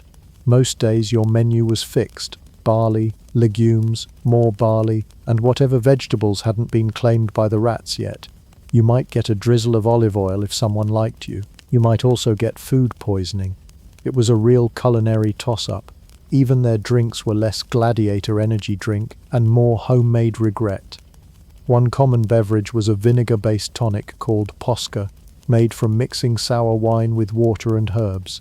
This wasn't because they were trying to make a trendy kombucha. It was because water was often unsafe to drink and vinegar helped kill some of the bacteria. It also helped kill your will to live, one sip at a time. So yes, the gladiator diet built strong, terrifying fighters, but not in the way you might think. It didn't sculpt chiseled bodies worthy of a movie poster. It created durable, not necessarily beautiful tanks. Gladiators were walking bruisers, less abs of steel, more gut of iron and fiber. And of course all this roughage came with an unfortunate side effect: gas. If you think a full stadium cheering was loud, imagine 20 barley-loaded warriors swinging swords and digestive issues. It's not just a fight. It's a symphony of flatulence echoing through the Colosseum. Try not to fart during battle wasn't just a joke. It was good tactical advice. You didn't want to give away your position with a surprise trumpet solo. Yet in a way, this humble, high-fiber diet was part of what kept gladiators fighting longer than expected. It was cheap to maintain, reasonably nutritious, and gave them the body type best suited for surviving the weirdly theatrical demands of the arena. You didn't need to look good shirtless. You needed to be alive long enough to get stabbed less than the other guy. And that's the unappetizing truth. Gladiators weren't fueled by glory, luxury, or roast duck. They were powered by beans, barley, and the grim determination that this porridge-filled life was still somehow better than death by tiger. Picture this. You're about to fight for your life in front of tens of thousands of screaming Romans. Your pulse is racing. Your opponent is sharpening a trident. And you're wearing a helmet shaped like a fish, one shin guard, and exactly 0 pants. Welcome to the high-fashion world of Roman gladiators, where form followed function, function followed spectacle, and everyone looked like they lost a bet at a costume party held in a steel factory. Now, before you get any ideas about showing up in your favorite outfit, let's be clear, you didn't get to choose your look. This wasn't ancient Rome's version of Project Runway Blood Edition. Your gear was assigned to you based on your combat class, and each one had its own specific theme, rules, and level of humiliation. Take the Murmillo, for example. These guys were the closest thing to Roman tanks. They wore big, chunky helmets with visors that made them look like angry soup cans, carried a massive rectangular shield, scutum, and wielded a short sword, gladius. They were heavily armored, slow, and looked like they could bulldoze a goat. Their vibe was walking fortress with heat stroke. Oh, and their helmets had a crest shaped like a fish fin because nothing says intimidating killer like aquatic accessories. Then you had the retiarius, the gladiator equivalent of that one guy in gym class who brings a frisbee to a football game. They wore almost no armor, literally no helmet, barely any protective gear, and just one shoulder guard. Their weapons? A net and a trident. That's right, they were armed like seafood chefs and expected to win fights. Their job was to be quick, agile, and slippery, like the world's most dangerous seafood-themed ballet dancer.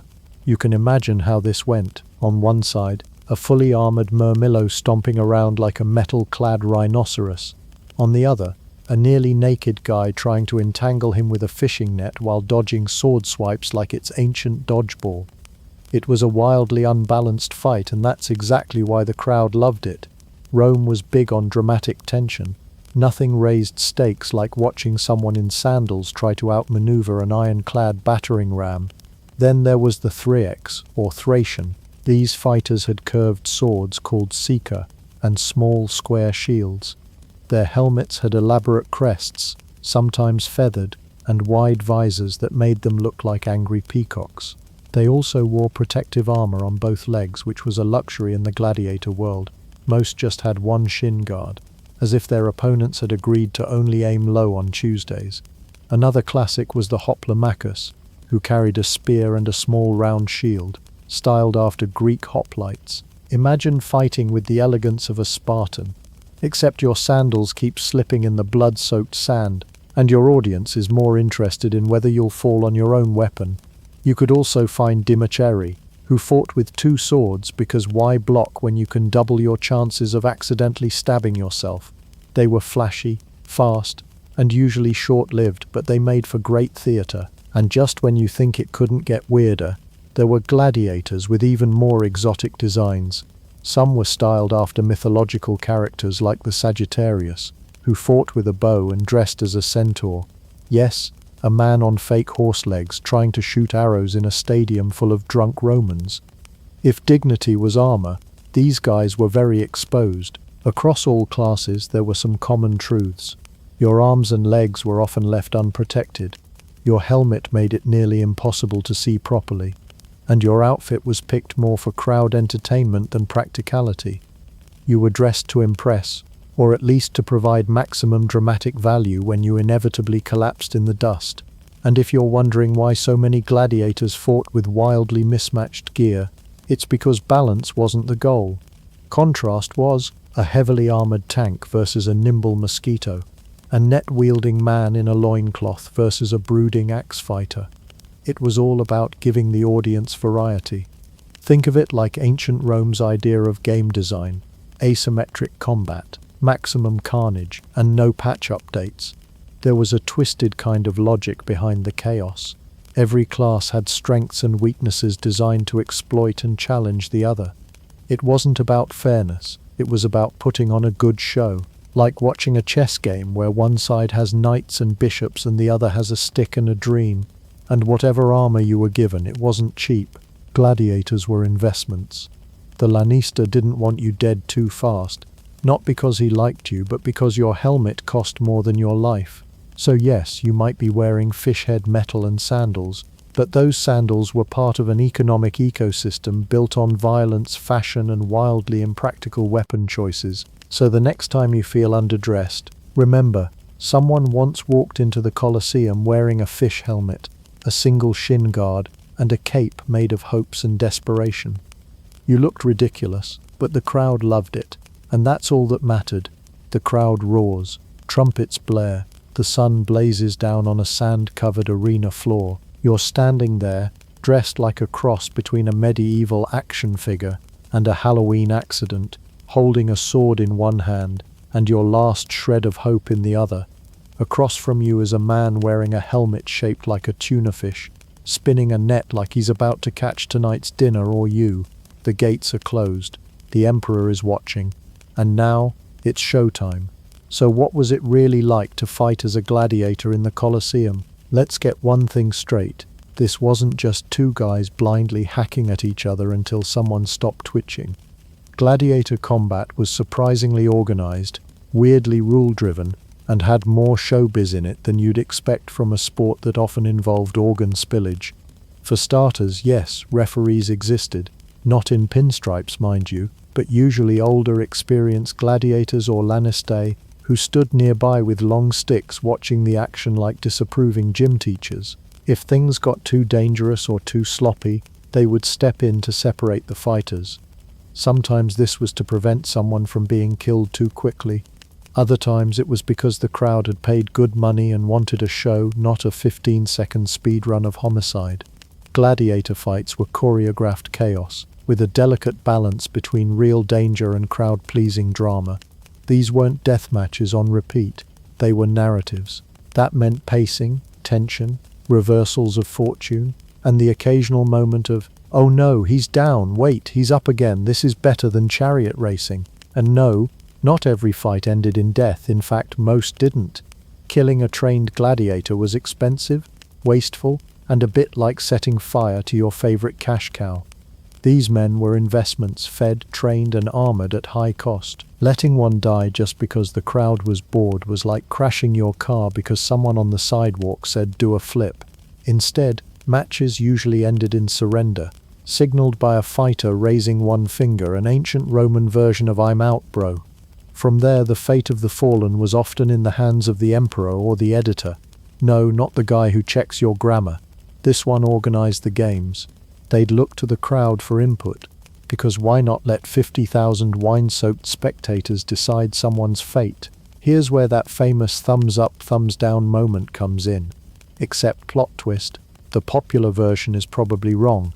Historians suggest that police verso, the phrase describing the crowd's gesture, might not have meant thumbs down death and thumbs up mercy. It could have been reversed. Or the thumb might have been waved around like a tiny fleshy sword, or maybe the crowd just booed until someone made a decision. The point is, the signal was less about thumb direction, and more about what the crowd wanted to see. And what did they want to see? Drama, suspense, bravery, close calls. A gladiator who fought well even in defeat could earn the crowd's sympathy and be spared. Gladiators were expected to die well with dignity without begging, and preferably while looking cool. If you whimpered or tried to crawl away, you could pretty much kiss your spleen goodbye. But if you performed with skill and flair, the audience might chant for your life to be spared. They didn't always want blood, they wanted a story. Gladiator fights were like live-action soap operas where the actors occasionally lost limbs. And yes, gore helped, but it was only one ingredient in a well-seasoned stew of spectacle. Some matches were even themed, designed to reenact famous battles, myths, or moral lessons. A pair of fighters might be costumed as Achilles and Hector, or a condemned criminal might be forced to play the role of a mythological villain, one who conveniently dies horribly in every version. Historical accuracy? Optional. Entertainment value? Mandatory. There were also special match types to mix things up. Group battles, team deathmatch, Roman edition, exotic duels, think Trident versus Lasso, and even gimmick matches involving chariots or animals. Gladiator combat had all the variety of a modern action movie franchise, just with more actual dismemberment and fewer CGI explosions. But perhaps the most bizarre thing about all this? There were rules. Informal ones, sure, but still enforced. You didn't hit a man who was unarmed. You didn't strike someone from behind. And you certainly didn't finish off a downed opponent without some kind of signal. It was brutal, yes, but it wasn't mindless slaughter.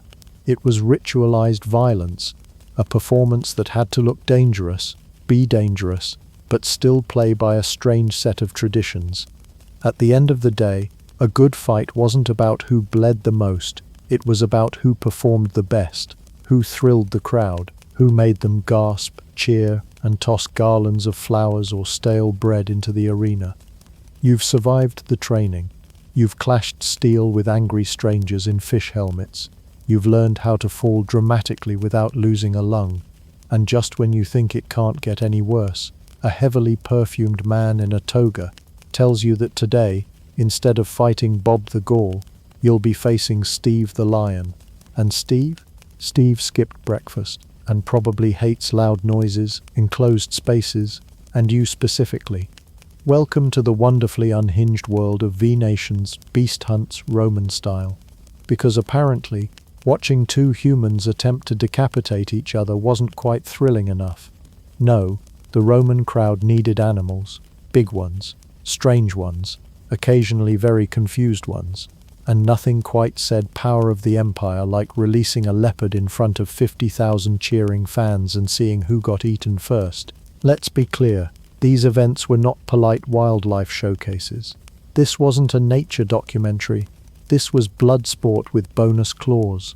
Lions, tigers, elephants, bears, ostriches.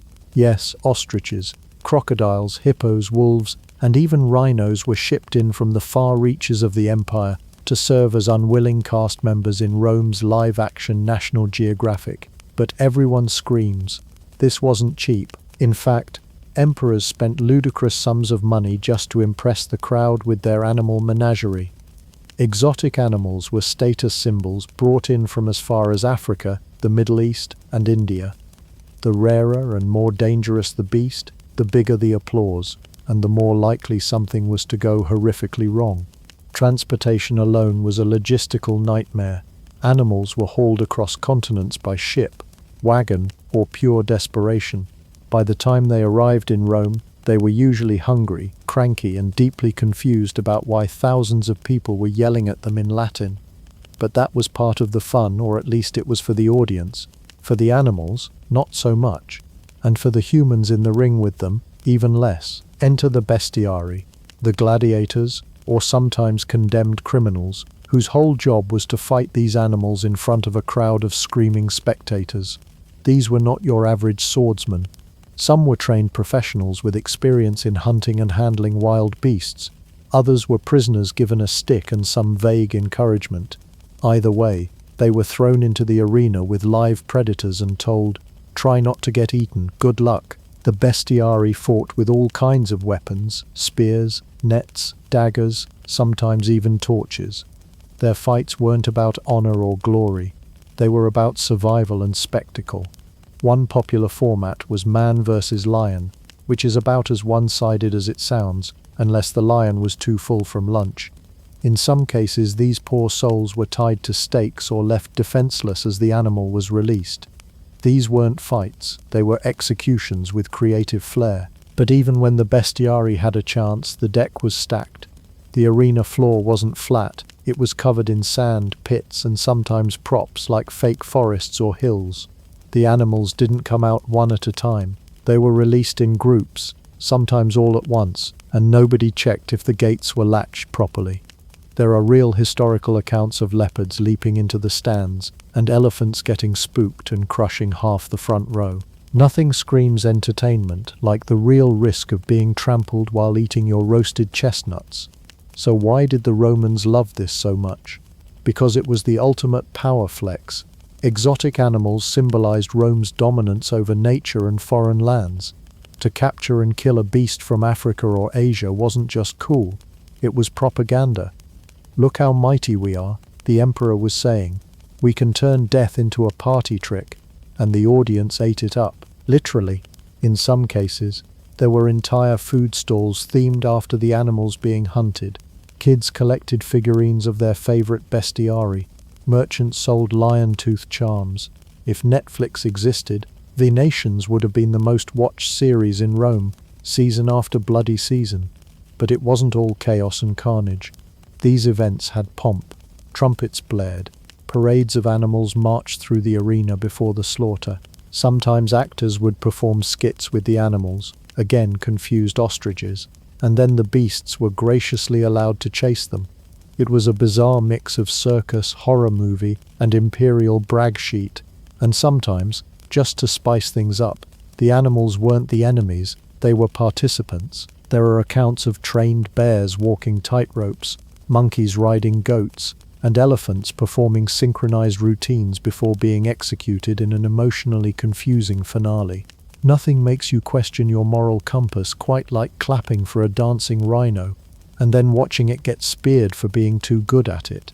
Eventually the show would end, the crowd would cheer, and the arena floor would be cleared for more fights, more blood, more spectacle. For the Romans, there was always another animal to kill, another man to throw into the sand, another afternoon of civilized violence to enjoy under the hot Italian sun. So if you ever feel unprepared at your job, remember this. Somewhere in history, a man was handed a stick, pointed toward a starving hyena, and told, "Make it entertaining," and somehow that was considered a career path. Congratulations, you've survived multiple battles, evaded large angry cats, avoided becoming a meat piñata for entertainment, and now you're famous. Not just your trainer doesn't yell at you quite as much famous, but actual ancient Roman celebrity famous. Your face is scratched into walls. Strangers know your name. Women are throwing bread at you, not as an insult, but as a flirty carbohydrate gesture. You've made it. In a world before social media or even business cards, gladiators were living, breathing action figures. And like any good celebrity, they had it all. Adoring fans, personalized merch, and constant danger of being publicly disemboweled.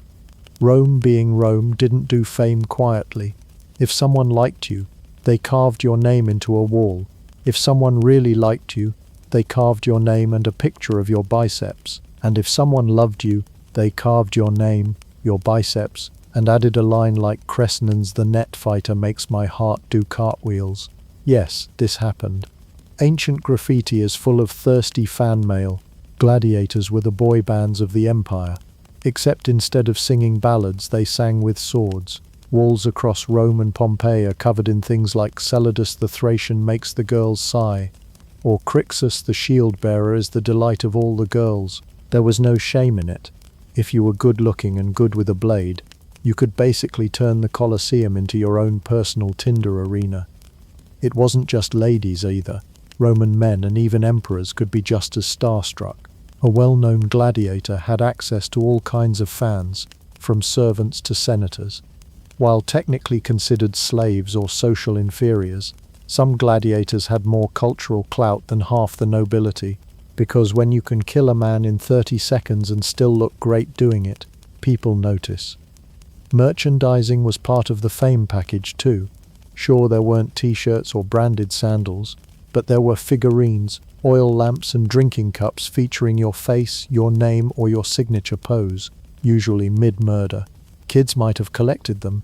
Adults might have toasted your victories using goblets carved with your likeness. If you were a top-tier star, your image might even be painted on the side of a tavern, like a kind of ancient Roman billboard. Come for the wine, stay for the statue of Verus the Victorious. Even the most battered gladiator could earn groupies. That missing ear? Battle trophy. The giant scar across your chest? Very good looking, apparently. In the Roman world, wounds were manly. Missing fingers were mysterious, and bloodstains meant you worked hard. You weren't just attractive, you were dangerous. And to the average Roman citizen, danger was basically the empire's version of charisma. But did fame mean freedom? Not exactly. For all the wall scribbles and romantic attention, most gladiators were still property. Their celebrity didn't grant them political power or legal rights. You could be the Brad Pitt of the Colosseum and still get whipped for showing up late to training. What fame did get you was marginally better treatment. A top gladiator might be given private quarters, better food, slightly less bean-based, slightly more protein-adjacent, and some protection from pointless death. You were worth more alive than dead after all. Maybe your Lannister let you sleep an extra hour. Maybe you got a softer straw mattress.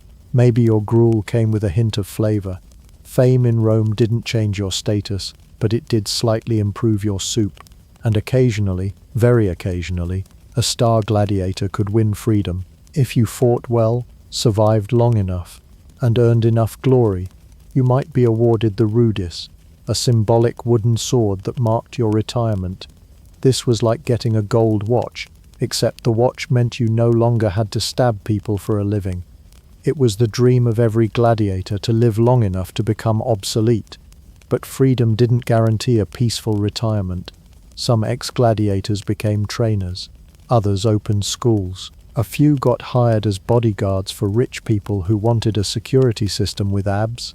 And then there were the fame chasers, the ones who chose to return to the arena, because apparently a life without constant bloodshed just felt dull. Rome loved a comeback story, especially one that involved entrails. For the crowd, fame was everything. A famous gladiators match was a must-see event. People lined up hours in advance. Bets were placed. Songs were sung. Small children were probably named after you. Your victories were toasted in wine. Your losses mourned like fallen generals. And if you died in battle, statues, poems, a shrine maybe if you were popular enough. So no, gladiator fame didn't bring wealth or power, not in the way senators had it. But it did bring immortality of a different kind. Your name scratched on a tavern wall. Your face painted on a cup. Your legend passed down from drunk uncle to drunk nephew for centuries, in a world where most people were forgotten. You got remembered, you got mythologized, and all it cost was every drop of blood in your body and the constant threat of leopard-related accidents. Worth it? You're in the arena gasping for breath, bleeding from a place you didn't know could bleed, and your opponent is standing over you, sword poised, eyes twitching with adrenaline and mild regret. You raise one trembling finger in surrender, a signal known across the empire. Now everything goes quiet. Thousands of Romans lean in, eyes fixed not on you but on a single man in the emperor's box. And then the thumb comes out. Is it going up, down, sideways, spiraling? Nobody knows for sure. But you do know this. One thumb decides whether you get dessert or become dessert. Welcome to the deadly drama of ancient Rome's most misunderstood hand gesture. Let's start with the myth. You've seen it in movies, Gladiator, Spartacus, or that one episode of a cartoon where Julius Caesar gives a dramatic thumbs down and someone gets decapitated. It's cinematic, it's simple, it's satisfying. Unfortunately, it's probably also historically wrong. The popular idea that thumbs up meant mercy and thumbs down meant death likely came from Renaissance artists with a flair for the dramatic. In reality, the Roman phrase pollice verso, literally with a turned thumb, is maddeningly vague. Ancient sources don't specify which direction meant what, or if it was a universal sign at all. Some historians believe that a thumbs-up gesture may have actually meant kill him, symbolizing an unsheathed sword. Meanwhile, a concealed thumb tucked in the fist might have meant mercy, like symbolically sheathing the blade. So yes, the emperor might have been casually ruining lives with a motion that today means, nice job, buddy. But even if the gesture wasn't consistent, the drama always was. The emperor held the power to decide your fate, but he wasn't operating in a vacuum. No, he was more like the Roman equivalent of a reality TV judge, and the Colosseum crowd. They were the live studio audience, holding signs that said kill or let him live. with wine in one hand and pickled dormice in the other. Public opinion mattered. If the fallen gladiator had fought bravely, with flair and spectacle, the crowd might chant for mercy. If he stumbled around like a drunk goat and cried before getting hit, they'd probably call for blood. Rome loved courage. They admired style. They had a soft spot for a good underdog story, but only if it ended with the dog standing, not whimpering. And then came the emperor, the ultimate hype man of Roman blood sport. He didn't just sit in the box twiddling his laurels. He played to the crowd. He watched the performance, gauged the people's mood, and decided whether to spare or slay, like he was conducting a symphony of death. Some emperors were merciful, others were not. Commodus, for example, the one from Gladiator with all the eyeliner and emotional baggage, was so obsessed with the games that he fought in them himself. And not coincidentally, people died more often when he got bored. If he didn't like the look of your face, off it goes. But even the harshest emperor knew that gladiators were expensive investments. Killing a good one without cause was like torching your racehorse for finishing second. So unless you had annoyed someone very powerful, there was always a chance you could walk out alive. A battered, half-naked, emotionally scarred chance. But a chance nonetheless. That chance was amplified if you gave them a good show. This cannot be overstated. Gladiator fights weren't just about skill. They were about theatre. If you got stabbed but turned it into an artistic collapse, or if you threw your weapon down and challenged your opponent to a dramatic fist fight, the crowd would remember you. You might get a few roses tossed at your feet. You might even get a catchy chant. Spiculus, Spiculus, a real gladiator who got so famous that Nero gave him a palace. And if you did die, well, at least you'd go out with style. Fallen gladiators were supposed to accept death gracefully. That meant kneeling, exposing your neck, and not crying. You were expected to meet your end like a stoic hero, not a startled deer. Roman society had little patience for weeping. In their eyes, if you died with honor, you lived forever, in paintings, on pottery, or scratched into the bathroom walls of Pompeii. But let's say the emperor showed mercy. Congratulations, you were dragged out of the arena, treated for your wounds red, slapped with vinegar-soaked bandages and told to walk it off, and thrown back into the ludus to heal, until the next time. Because mercy didn't mean retirement. It didn't mean safety. It just meant you got to try again. Your reward for surviving was more trauma, more fights, and maybe the chance to earn that coveted wooden sword that meant freedom, someday. If the emperor stayed in a good mood, and the lion didn't have lunch plans. So the next time you give someone a thumbs up, remember, in ancient Rome, that might have been the last thing a man saw before his head rolled into the sand. All it took was one fickle finger attached to a man in a toga with a flair for the dramatic.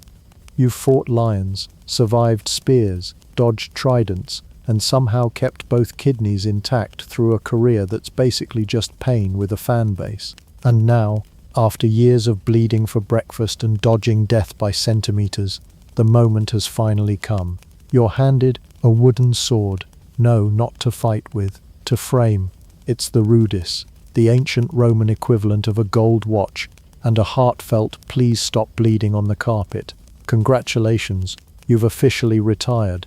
Hope you like limping for the rest of your life. Let's get something straight. Gladiator retirement wasn't a right. It was a miracle. There was no pension, no beachfront villa, and certainly no retirement party with tiny togas and awkward small talk.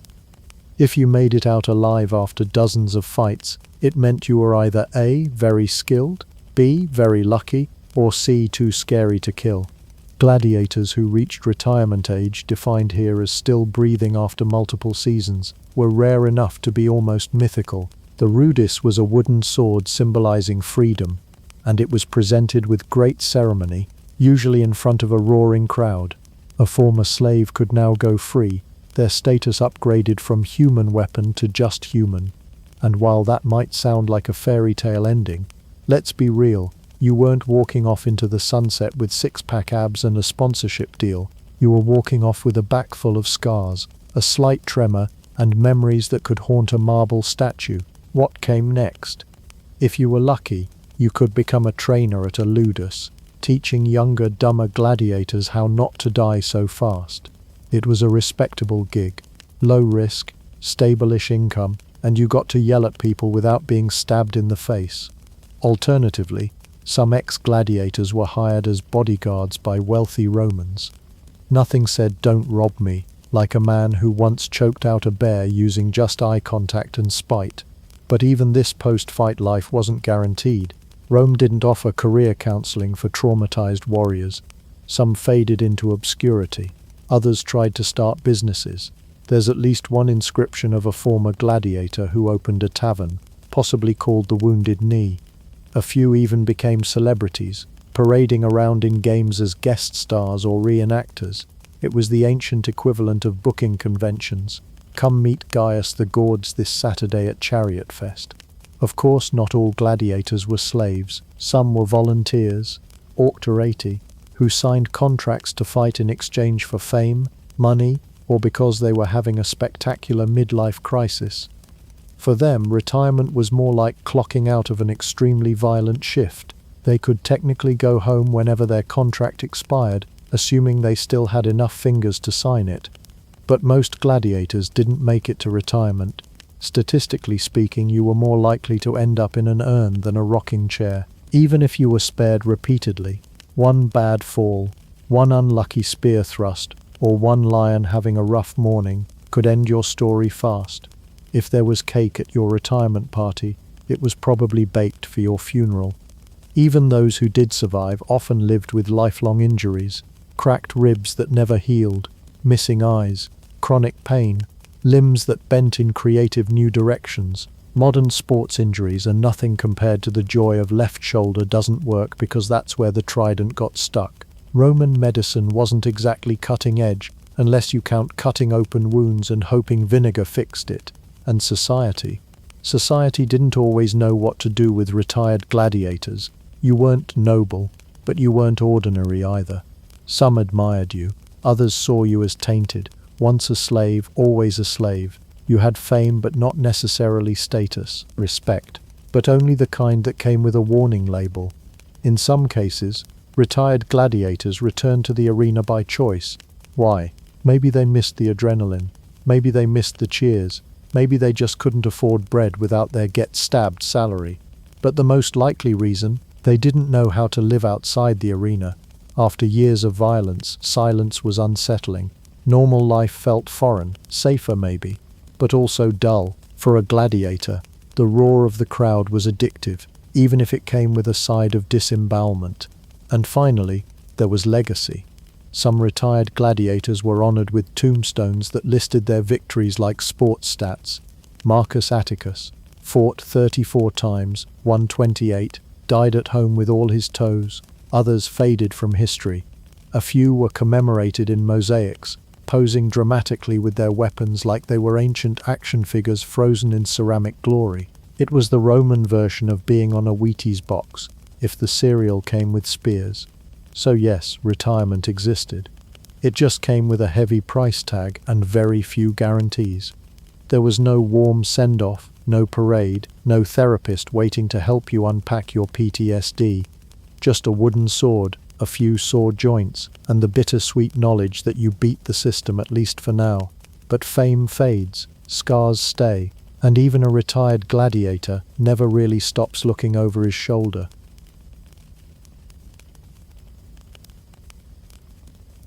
Meet Athanasius Kercher, the only man in history who could walk into a room, declare himself an expert in literally everything, and somehow get a round of applause instead of an eye roll.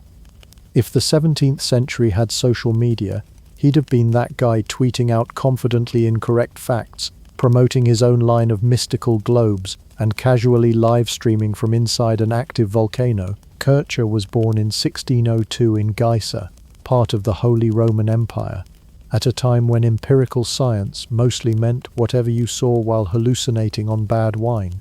He was the youngest of 9 kids, so from the get-go the man had something to prove, and oh boy did he go for it. From an early age, Kercher showed signs of being what polite people call intellectually curious, and what everyone else calls incapable of sitting still. He devoured languages, mastered mathematics, fiddled with mechanical gadgets, and reportedly learned Syriac because he thought it sounded cool. This is what happens when you give a 10-year-old Jesuit access to ancient scrolls and zero internet. He entered the Jesuit order as a teenager, a career path that said, "Yes, I want to serve God, but also I'd like to publish 40-plus books on topics ranging from magnetism to mummies to how music can heal gout." Jesuits were the intellectual powerhouses of the Catholic Church, which made them the perfect home for someone like Kercher, especially since they didn't have a rule about staying in your academic lane. If you could argue it, diagram it, or build a spinning version of it, the Jesuits were here for it. Now, to understand Kercher's rise to polymath superstardom, you need to imagine the state of European science in the 1600s. It was, to put it generously, chaotic. Astronomy was just starting to crawl out of astrology's glittery shadow. Medicine was moving away from leeches, but slowly, and with great emotional reluctance. Theories about the natural world were a delicious soup of classical nonsense, church doctrine, and enthusiastic guesswork. It was a time when you could say rain is caused by angry clouds with humors, and someone might nod thoughtfully and take notes. Into this swirling mess strolled Athanasius Kercher, a man with the confidence of 10 professors and the restraint of a sugar-hyped raccoon. He believed and published on nearly every subject under the sun. He claimed to speak over 20 languages, including some nobody else remembered how to speak. He wrote encyclopedias on China without going there. He explained Egyptian hieroglyphs using pure poetic vibes, and because he often wrapped his ideas in pages of stunning illustrations, Latin flourishes, and just enough truth to sound plausible, people believed him. Why did they listen? Partly because Kercher knew how to market himself. He understood that if you delivered your wild theory in Latin with a dramatic frontispiece of angels, lions, and celestial orbs, people would squint, nod, and say, "Ah, yes, this seems very science." But also because there wasn't a firm scientific method yet. The line between science, philosophy, theology, and stuff I saw in a dream was fuzzy at best and flaming at worst. Plus, Kercher was good at making things feel true. He didn't just write treatises, he built machines. He once made a machine that supposedly translated languages, though it might have just printed random words. He created clocks powered by sunlight, models of the Earth's molten core, and even a vomiting fountain that could squirt wine. He turned his curiosity into spectacle. Visiting his personal museum in Rome, the Museum Kircherianum, was like stepping into a Renaissance version of a TED Talk powered by magic and excessive optimism. But the most dangerous part? Sometimes he was right. He was one of the first people to observe microorganisms in blood under a microscope, even if he didn't understand what they were. He proposed that the Earth's interior was a network of connected volcanoes. He even theorized that diseases were caused by invisible creatures, centuries before germ theory became mainstream. These rare sparks of insight earned him just enough credibility to let him publish completely bonkers ideas, like explaining the Tower of Babel using math, or suggesting that music could be used to purify souls and sewage. Athanasius Kercher was in every way the poster boy for the early modern polymath. Dazzling, unfiltered, prolific, and unburdened by self-doubt, he wasn't content to specialize in one thing. He wanted to know it all, and he wanted to tell everyone about it. It didn't matter if he was wrong, he was gloriously wrong, like a fireworks display made of footnotes. So welcome to the world of Kercher, a world where volcanoes sing, hieroglyphs whisper secrets, magnets hold the key to the universe, and every wrong answer comes gift-wrapped in Latin. If you've ever looked at ancient Egyptian hieroglyphs and thought, that owl, squiggle, and guy sitting down must mean praise Ra, bring the snacks, then congratulations. You're about as accurate as Athanasius Kercher, because in the 1600s, when nobody knew what hieroglyphs actually meant, Kercher rolled up his sleeves, grabbed his ink, and declared, "Don't worry, I got this," and then proceeded to write one of the most spectacularly confident mistranslations in human history. To understand just how wild this gets, remember, this was 150 years before the Rosetta Stone was even found, let alone translated. The real key to cracking hieroglyphics that they were a complex mix of phonetic symbols and ideograms, concept-based, was still buried under centuries of assumptions and papyrus-scented guesswork. Scholars had been peeking at obelisks and temple walls for ages, each one saying, maybe it's symbolic of the sun, or maybe a bird, or maybe the sun is the bird. It was a linguistic fever dream. And then came Kercher, striding into the room like a man who had just read one poem about the Nile and decided he was fluent in pyramid. He didn't believe that hieroglyphs were a language in the traditional sense.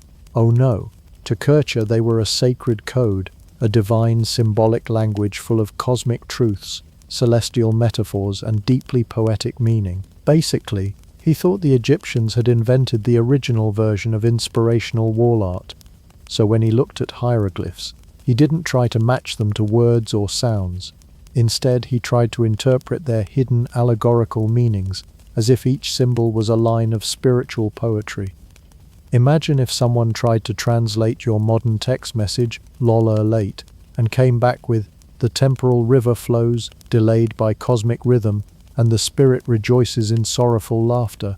That's Kercher in a nutshell. Take this real example.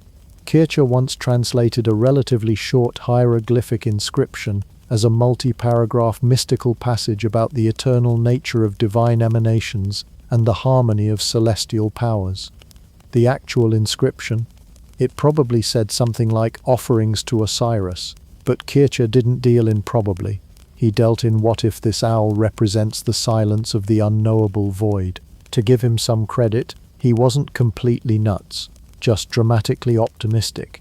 He was working with scraps, obelisks carted to Rome, inscriptions on Egyptian relics, and zero understanding of Coptic, the language that would later prove essential in cracking the hieroglyphic code.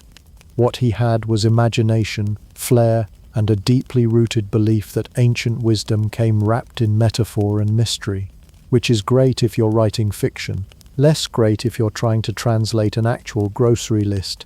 Kercher's biggest Egyptological flex was his 1652 mega-volume Oedipus Aegyptiacus, which sounds like a Shakespearean villain but is actually a giant 3-volume doorstop filled with his thoughts on Egyptian religion, language, astronomy, philosophy, and why cats are sacred, obviously. The book is a marvel of Baroque scholarship, beautifully illustrated, densely written, and deeply incorrect. One page might show a hieroglyph of a falcon, a wavy line, and a loaf of bread. Kercher would interpret that as the divine essence ascends through the heavenly firmament, nourished by the bread of wisdom and watched over by the solar guardian. Meanwhile, the actual translation was probably something like, offering one loaf, don't forget the falcon. Despite being completely off the historical rails, Oedipus Aegyptiacus was a massive influence on early Egyptology. Why? Because it was so impressive. Kercher presented his ideas with such flair and confidence that for a while people just went with it. His mystical approach actually reinforced the popular European belief that Egypt was the cradle of hidden divine knowledge. You could say Kercher helped build the image of Egypt as the land of ancient secrets, pyramids full of cosmic truths, and gods who moonlight as bird-headed fashion icons. Even though we now know he was wrong, like spectacularly wrong, Kercher's influence lingered. Later generations of scholars started to question his logic, but they couldn't deny his creativity or his ability to spark curiosity. He may not have solved the hieroglyphic puzzle, but he made sure everyone was fascinated by the box it came in. And to be fair, Kercher did accidentally get one thing right. He believed that Egyptian writing was symbolic, not purely alphabetical, which, okay, that's a little like saying the moon is made of something round. Technically not wrong, but not enough to publish a 1,000-page book about. So in summary, Kercher didn't crack the code of hieroglyphics. He painted a cathedral on the lock and then wrote poetry about how beautiful it was. His translations were more fiction than function, but they were imaginative, earnest, and deeply delightfully weird. And if nothing else, he proved that you don't have to be right to be remembered. You just have to be interesting. There are scientists who observe. There are scientists who hypothesize. And then there's Athanasius Kercher, who takes one look at a smoking volcano and says, "I should definitely climb into that." While today's volcanologists have drones, protective suits, and actual funding, Kercher had none of those. What he had was a rope, the Latin word for YOLO, and the unshakable confidence of a man who once tried to translate an entire language without knowing the alphabet. In the mid-1630s, Mount Vesuvius, Italy's favorite lava-spewing death cone, was rumbling ominously. Locals, being sensible people, were running in the opposite direction. Kercher naturally did the opposite. He marched straight toward the angry mountain with all the determination of a man trying to prove a point to God. When warned by locals that it was dangerous, he allegedly responded with something along the lines of, "The deeper I go, the closer I am to the truth," which is a very poetic way of saying I'm about to make terrible decisions. To be clear, Kercher didn't descend all the way into the active magma chamber. Even he wasn't that reckless. But he did lower himself into the smoking crater of Vesuvius, peered around inside, took notes while trying not to ignite, and then cheerfully declared that he had glimpsed the inner workings of the planet. Modern volcanologists are still shaking their heads and whispering, "Bro." From this totally not OSHA-approved adventure, Kercher developed one of his more enduring theories, that the Earth was essentially a giant hollow sphere filled with a central fire like a demonic jawbreaker, and that all volcanoes were connected by underground lava tubes to this fiery core. In Kercher's mind, volcanoes were the Earth's chimneys venting off pressure from the internal furnace, which, to be honest, sounds exactly like the kind of theory you'd develop while inside a volcano, coughing on sulfur and slightly delirious from heat exhaustion. And he didn't stop there. In 1665, Kercher published Mundus Subterraneus, the Subterranean World, a sprawling 2-volume tome that tackled everything from lava and minerals to mythical creatures living under the earth. Naturally, the book is illustrated with absolutely amazing diagrams of the Earth's innards, massive swirling tunnels, fiery oceans, and more pipes than a Renaissance water park. His cross-sections of the globe look less like geology and more like the plumbing schematic for Hell's luxury spa. One of his most iconic illustrations shows the Earth sliced open like a grapefruit, with a blazing inferno at the center and great gassy vents shooting up through the crust. It's part science, part fantasy novel map, and part medieval fever dream. To Kercher, everything inside the Earth was alive, dynamic, and dramatically flammable. He wasn't interested in boring tectonic plates or convection currents. He wanted drama. He wanted lava-powered metaphysics. Of course, Kercher being Kercher, he didn't stop at volcanoes. He believed that this network of subterranean tubes connected all the Earth's most interesting features: volcanoes, geysers, hot springs, whirlpools, even rivers and oceans. Water flowed in and out of these tubes like blood through veins, pumped by the planet's burning heart. This was less geology and more a planetary circulatory system, with Vesuvius acting as a sort of cosmic nosebleed. And you might ask, did Kercher ever provide evidence? Did he test his theories, publish peer-reviewed data, or consult anyone with a background in rocks? Oh, sweet child, of course not. Kercher's primary source was personal adventure, backed up by scripture, folklore, and a healthy dose of artistic flair. He believed volcanoes were portals to deeper truths, sometimes literally, and when he looked into the smoky mouth of Vesuvius, he didn't just see magma, he saw mystery, and possibly his own eyebrows catching fire. The thing is, Kercher wasn't totally wrong. Volcanoes do result from heat deep within the Earth, and they are part of a planetary system of pressure and release. His central fire wasn't exactly accurate, but it wasn't nonsense either. It was a poetic leap toward understanding a process that wouldn't be scientifically mapped for another 2 centuries. So while his diagrams may look like something a dungeon master would draw at 2 a.m., they were, in their own way, a kind of progress. Also, they were wildly entertaining. Kercher's volcanic theories captured imaginations across Europe. His books were reprinted, translated, and admired, even by people who couldn't tell granite from a gravel pit. He turned geology into a narrative, a tale of a living, breathing planet filled with fire and fluid, creaking under the weight of creation. And let's not forget, His willingness to literally put his life on the line for knowledge, no matter how questionable that knowledge was, is sort of inspiring, or terrifying, or both, because it takes a certain type of person to look at a smoking pit of molten rock and say, "This is fine, I brought a notebook." So there you have it, Athanasius Kercher, volcanologist by vibe, explorer by accident, and definitely the only person in history to write an entire geological theory based on the words "smells like brimstone." He may not have discovered the truth beneath the Earth's crust, but he sure gave us a fiery tale to remember. When it comes to deadly pandemics, the usual advice is, wash your hands, avoid crowds, and maybe don't rub live chickens on your face. But in the 17th century, nobody had that memo.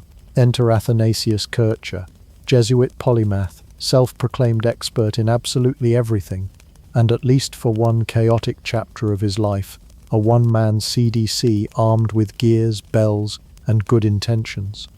Let's set the scene. It's the mid-1600s, and the Black Death round 2 or 3 depending on how you count, and into this bubbling cauldron of fear steps Kercher, declaring, "I can fix this." To be fair, he didn't say that literally, but he did publish a book in 1658 called Scrutinium Pestis, Examination of the Plague, which might as well have been titled Plague? Challenge Accepted. Now, one of Kercher's most remarkable and often overlooked moments in the book was this. He put plague-infested blood under a microscope. That's right, he microscoped the plague. This was decades before anyone had a proper understanding of bacteria, and centuries before germ theory was accepted. While his microscope was essentially a glorified magnifying glass, think antique kaleidoscope, Kercher may have seen something squirming in that blood.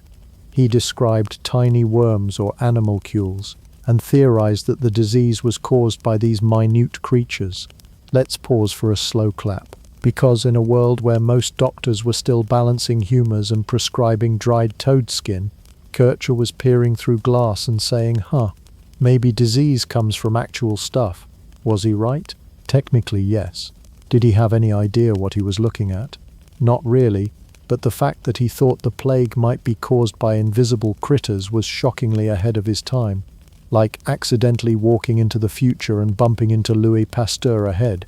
But because this is Kercher we're talking about, he didn't stop at theories. Oh no, he got inventive. His plague-fighting arsenal included gadgets that wouldn't look out of place at a steampunk Comic-Con. Take his air purification machine, for example, a contraption made of tubes, spinning mechanisms and herbal sachets. It was designed to cleanse the air of plague particles. Imagine a Renaissance air purifier powered by vibes and marjoram. It made a lot of noise, released pleasant smells, and did absolutely nothing to stop the disease. But it looked very sciencey. Another favorite, Kercher promoted the use of bells, not to alert people of the plague, which they were already painfully aware of, but to literally vibrate the bad air away. The logic was that sound waves would break up the miasma, that infamous bad air people believed caused the plague. Picture a priest walking through a town ringing a bell while people around him collapse from bubonic sores. At least it was festive. And then there were the chicken-based treatments. While not his own invention, Kercher earnestly described and even endorsed the method in his writings. The procedure? Strap a live chicken to the armpit or plague sore of an infected person. The chicken, being a brave and unwilling participant, was supposed to draw out the disease like a feathered sponge. If the chicken died, which it usually did, you were supposed to celebrate proof the treatment was working. Kercher, ever the collector of wild ideas, catalogued this approach with scholarly enthusiasm, though he seemed increasingly skeptical with each poultry casualty. Of course, Kercher also offered more sensible advice like quarantining the sick, burning contaminated clothing, and wait for it, washing your hands. Yes, long before hand sanitizer became a staple of every modern bag, Kercher was quietly suggesting people try soap and water. It didn't make headlines, but it might have saved a few lives. He even recommended proper ventilation and disinfecting homes with vinegar and herbs. In a sea of leech-based nonsense, that's basically Nobel-level common sense. Still, Kercher's plague approach was a microcosm of his whole personality, part science, part stage magic, and part deeply confused optimism. He was that guy who brings a home-built gadget to a medical emergency. It doesn't really work, but it does have moving parts, and he's very excited to show it to you. Despite the dubious effectiveness of his contraptions, Scrutinium pestis was widely read, and honestly, it deserved to be, because even if he didn't cure the plague, Kercher was asking the right questions. What causes disease? How does it spread? Can we stop it without sacrificing chickens? His writings marked a pivot from medieval superstition to modern inquiry, and even if his path was paved with herbal potpourri and wishful thinking, he helped nudge the world toward a more rational understanding of illness. That's no small feat for a man who probably built an entire lab just to study bad smells. So, while his machines didn't save any lives, they did prove one thing. Athanasius Kercher was never afraid to face the unknown, even when the unknown was a disease that made people swell up and die in agony. He fought fear with curiosity. And chicken guts. Lots of chicken guts. When most people think of musical innovation, they think of Bach, Mozart, or maybe the guy who invented the kazoo. Athanasius Kercher, however, thought bigger. Why settle for ordinary instruments when you can combine theology, acoustics, and the involuntary cooperation of terrified animals? Yes, we need to talk about the cat piano. Known as the Katzenclavier, this legendary instrument was, at least in theory, an organ where each key was connected to a live cat. Each feline was placed in a box under a keyboard, tail exposed and carefully arranged by pitch, because apparently that's how science worked in the 17th century. Press a key, and a mechanism would tug the cat's tail, causing it to yowl at a pitch corresponding to a musical note. Instant meowsick. Now, historians still debate whether Kercher actually built the thing, or simply described it in one of his books as a sort of speculative curiosity. Either way, the fact remains, this idea lived inside his brain and made it to print, diagrams and all. That's right, he drew this monstrosity. Somewhere in the archives of history there's a picture of a man cheerfully playing a keyboard while a row of cats scream in unison. To Kercher, it wasn't just musical performance, it was a lesson in behavior modification. He suggested the cat piano might be used to help focus the attention of the mentally ill, because you know what helps with anxiety and delusion better than a cat-based symphony of screeching horror. And while the cat piano mercifully remains more myth than music, it's not even the weirdest corner of Kercher's acoustic adventures. Let's rewind to something more pleasant. Kercher's fascination with music therapy. Long before playlists for anxiety or lo-fi beats to study to, Kercher believed that music had the power to heal the soul, calm the body, and even adjust the universe's vibe. In his book Musurgia Universalis, he argued that music wasn't just for fun, it was a fundamental force of nature. To Kercher, the entire cosmos was a giant, divinely tuned instrument, with planets and stars vibrating together in a heavenly orchestra. This was more than poetic nonsense. It was a genuine belief that sound could restore cosmic balance. Kercher thought diseases, mental illness, and even political chaos might be alleviated with the right combination of notes and harmonies. So yes, according to Athanasius, the cure for your existential dread might just be a Gregorian chant in D minor. He also believed that each musical mode, major, minor, Phrygian, whatever, had emotional and spiritual effects. If you were sad, he had a scale for that. If you were angry, he had a different one.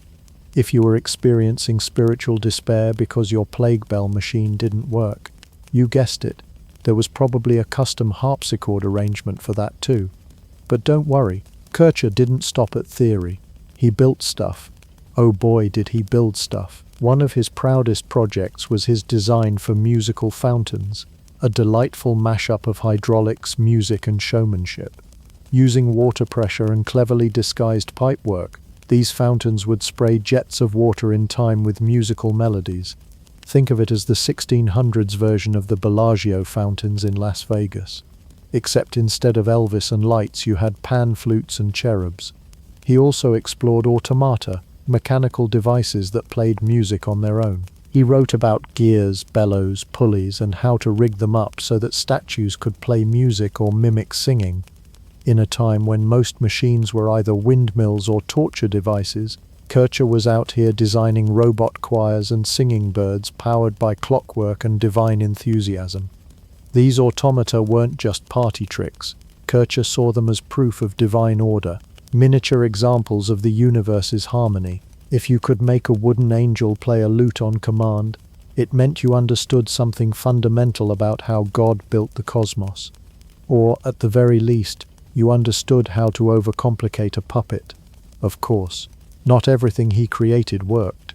Some of his machines were too complex, too ambitious, or just plain nonsensical. But that wasn't the point. Kercher wasn't trying to build the perfect machine. He was trying to explore what was possible. He was like a Renaissance-era mythbuster with a theological bent and a lot of free time. The legacy of Kercher's acoustic obsessions is surprisingly deep. He helped lay the groundwork for studies in acoustics, sound therapy, and even music theory. His wild instruments and speculative devices inspired generations of inventors and composers, even if they wisely left the cats out of it.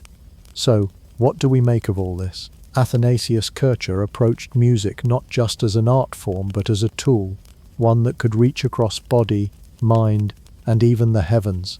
Whether he was designing a celestial jukebox or a feline-based horror organ, he was always reaching for harmony, literal harmony, cosmic harmony, cat harmony. If you ever asked Athanasius Kercher why two people fell in love, why the moon affected the tides, or why your socks went missing, chances are he would have looked you dead in the eye and said magnetism.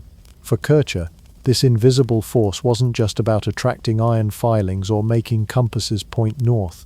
It was the secret handshake of the cosmos, the invisible glue that held everything together. Physics, feelings, and maybe even your lunch. All magnetism, baby. To be fair, magnetism was genuinely mind-blowing in the 17th century. Imagine seeing a magnet move iron shavings without touching them. This was the closest thing to magic that still let you keep your bishop's approval. Kercher saw this strange pull and thought, what if this is how everything works?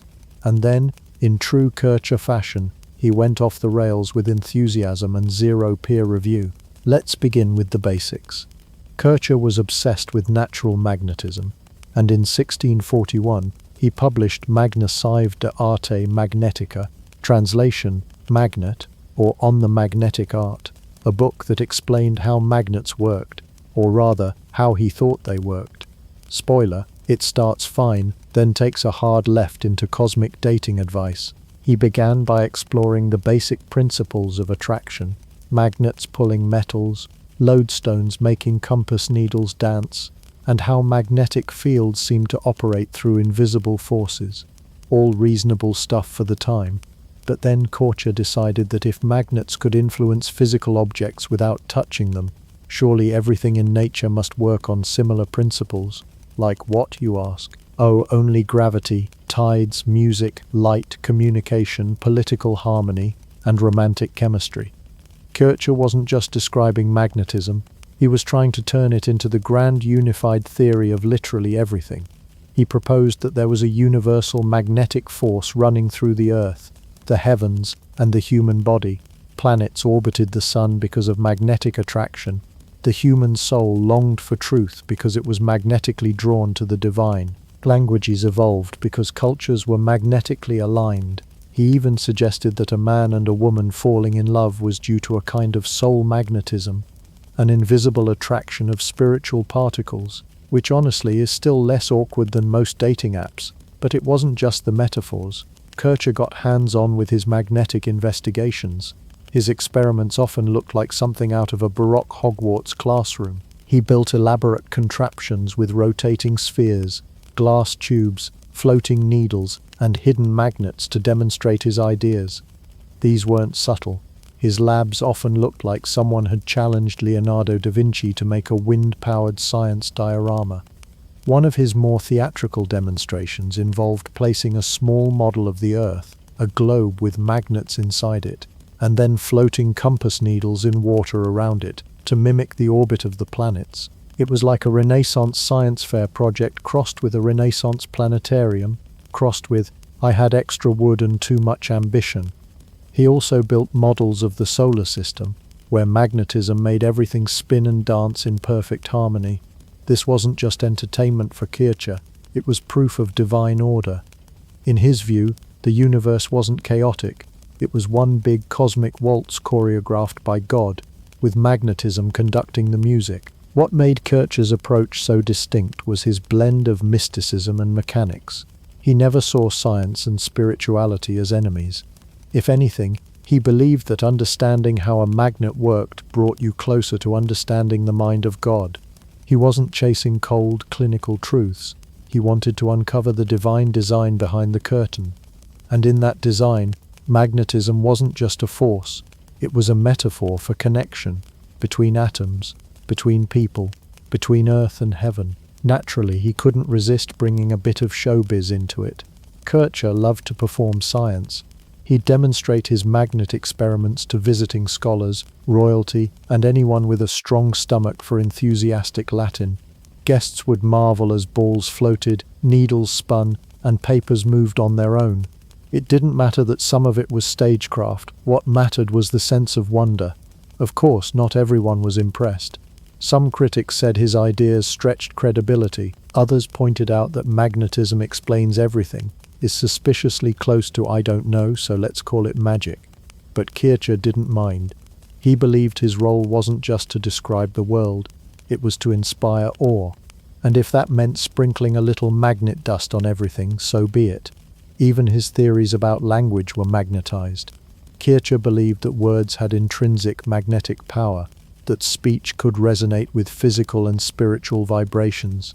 He claimed that ancient languages like Hebrew had magnetic connections to divine truths, and that chanting certain syllables could literally shift the balance of the universe. Basically, Kercher was one sitar away from inventing sound healing.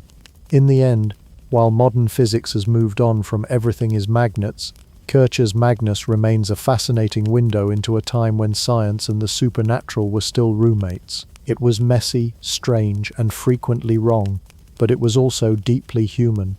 Because at its heart, Kercher's magnetic universe wasn't really about polarity or iron filings. It was about the hope that everything in existence is somehow connected. Athanasius Kercher may not be the first name that comes to mind when you think of great scientists. He didn't invent calculus, split the atom, or discover electricity, but what he did do was barrel headfirst into every subject he could find. Languages, volcanoes, diseases, magnetism, music, you name it, and loudly declare, "Don't worry, I've got this." Whether or not he actually had it was, well, debatable. But one thing's for sure, nobody in the 17th century tried harder to explain the universe with more enthusiasm and fewer facts. Let's be honest, Kercher got a lot of things wrong. His translation of Egyptian hieroglyphs was less Rosetta Stone and more Mad Libs for mystics. His cat piano, yes, we're still talking about that, likely never existed but somehow continues to haunt the internet as a cursed musical meme. His ideas about magnetism linked everything from romance to gravity to probably your missing socks. He thought volcanoes were Earth's nostrils. He thought the Earth had a lava-filled stomach. He genuinely believed sound could purify the air of plague. And yet, we love him. Why? Because Kercher is the perfect example of how science, real, messy, glorious science, isn't always about being right. It's about being interested. He asked questions no one else was asking. He built things no one else dared to. He had the chaotic energy of a Renaissance Bill Nye who accidentally drank mercury and decided to write a book about it. Despite his factual misfires, Kercher's influence echoed across centuries. Scholars of his time respected him, not always for his conclusions, but for the sheer volume of work. He was the guy in the group project who turned in a 200-slide PowerPoint. None of the data was correct, but the transitions had glitter effects and Latin poetry, and somehow you still got an A. His books were beautifully illustrated, wildly ambitious and overflowing with ideas. Sure, some of those ideas were wrong. Okay, most of them were wrong, but they were wrong in the most productive way possible. Kercher made people think. He made them argue. He made them test and retest and eventually come up with better answers. In fact, some of his mistakes ended up pointing future scholars in the right direction. His early microscope work didn't prove germ theory, but it nudged the door open. His obsession with hieroglyphs was laughably off, but it sparked serious interest in Egyptian studies. His musical theories inspired early acoustics, and his encyclopedic books served as reference points for generations. Sometimes being wrong loudly is more useful than being right quietly. Modern historians admire Kercher for more than just his unearned confidence. They admire his nerd courage. The guy wasn't afraid to try anything. He'd climb into volcanoes, dissect plague victims, translate dead languages without a key, and invent machines nobody asked for. He worked in an era where science was a smorgasbord of superstition, alchemy, religion and reason, and he tried to taste every dish. He also embodied something precious from that age, the total polymath. Today, scientists specialize. Back then, if you were curious and had a printing press, the world was your footnote. Kercher didn't draw lines between disciplines. To him, music, magnetism, theology and geology were all part of the same divine puzzle. He wasn't trying to be right. He was trying to understand everything, all at once, with one massive, absurd, beautiful brain. That's why even now Kercher is remembered not as a footnote but as a character. He's the patron saint of fascinating failures. The Renaissance man who built gadgets, spun theories, and made mistakes so colorful that they became part of the scientific process itself. He wasn't the guy with the answers. He was the guy who made you realize you were asking the wrong question. So yes, Athanasius Kercher might have gotten most of his facts from imagination and incense smoke, but he also got people to wonder, and sometimes that's how real discoveries begin. In a world where it's easy to feel small and overwhelmed by knowledge, Kercher is a reminder that it's okay to be boldly, magnificently wrong, as long as you're also relentlessly, unapologetically curious. He didn't change the world by being right, he changed it by caring loudly about everything. And somewhere out there, a confused librarian is still reshelving his books and whispering, "You magnificent, ridiculous man."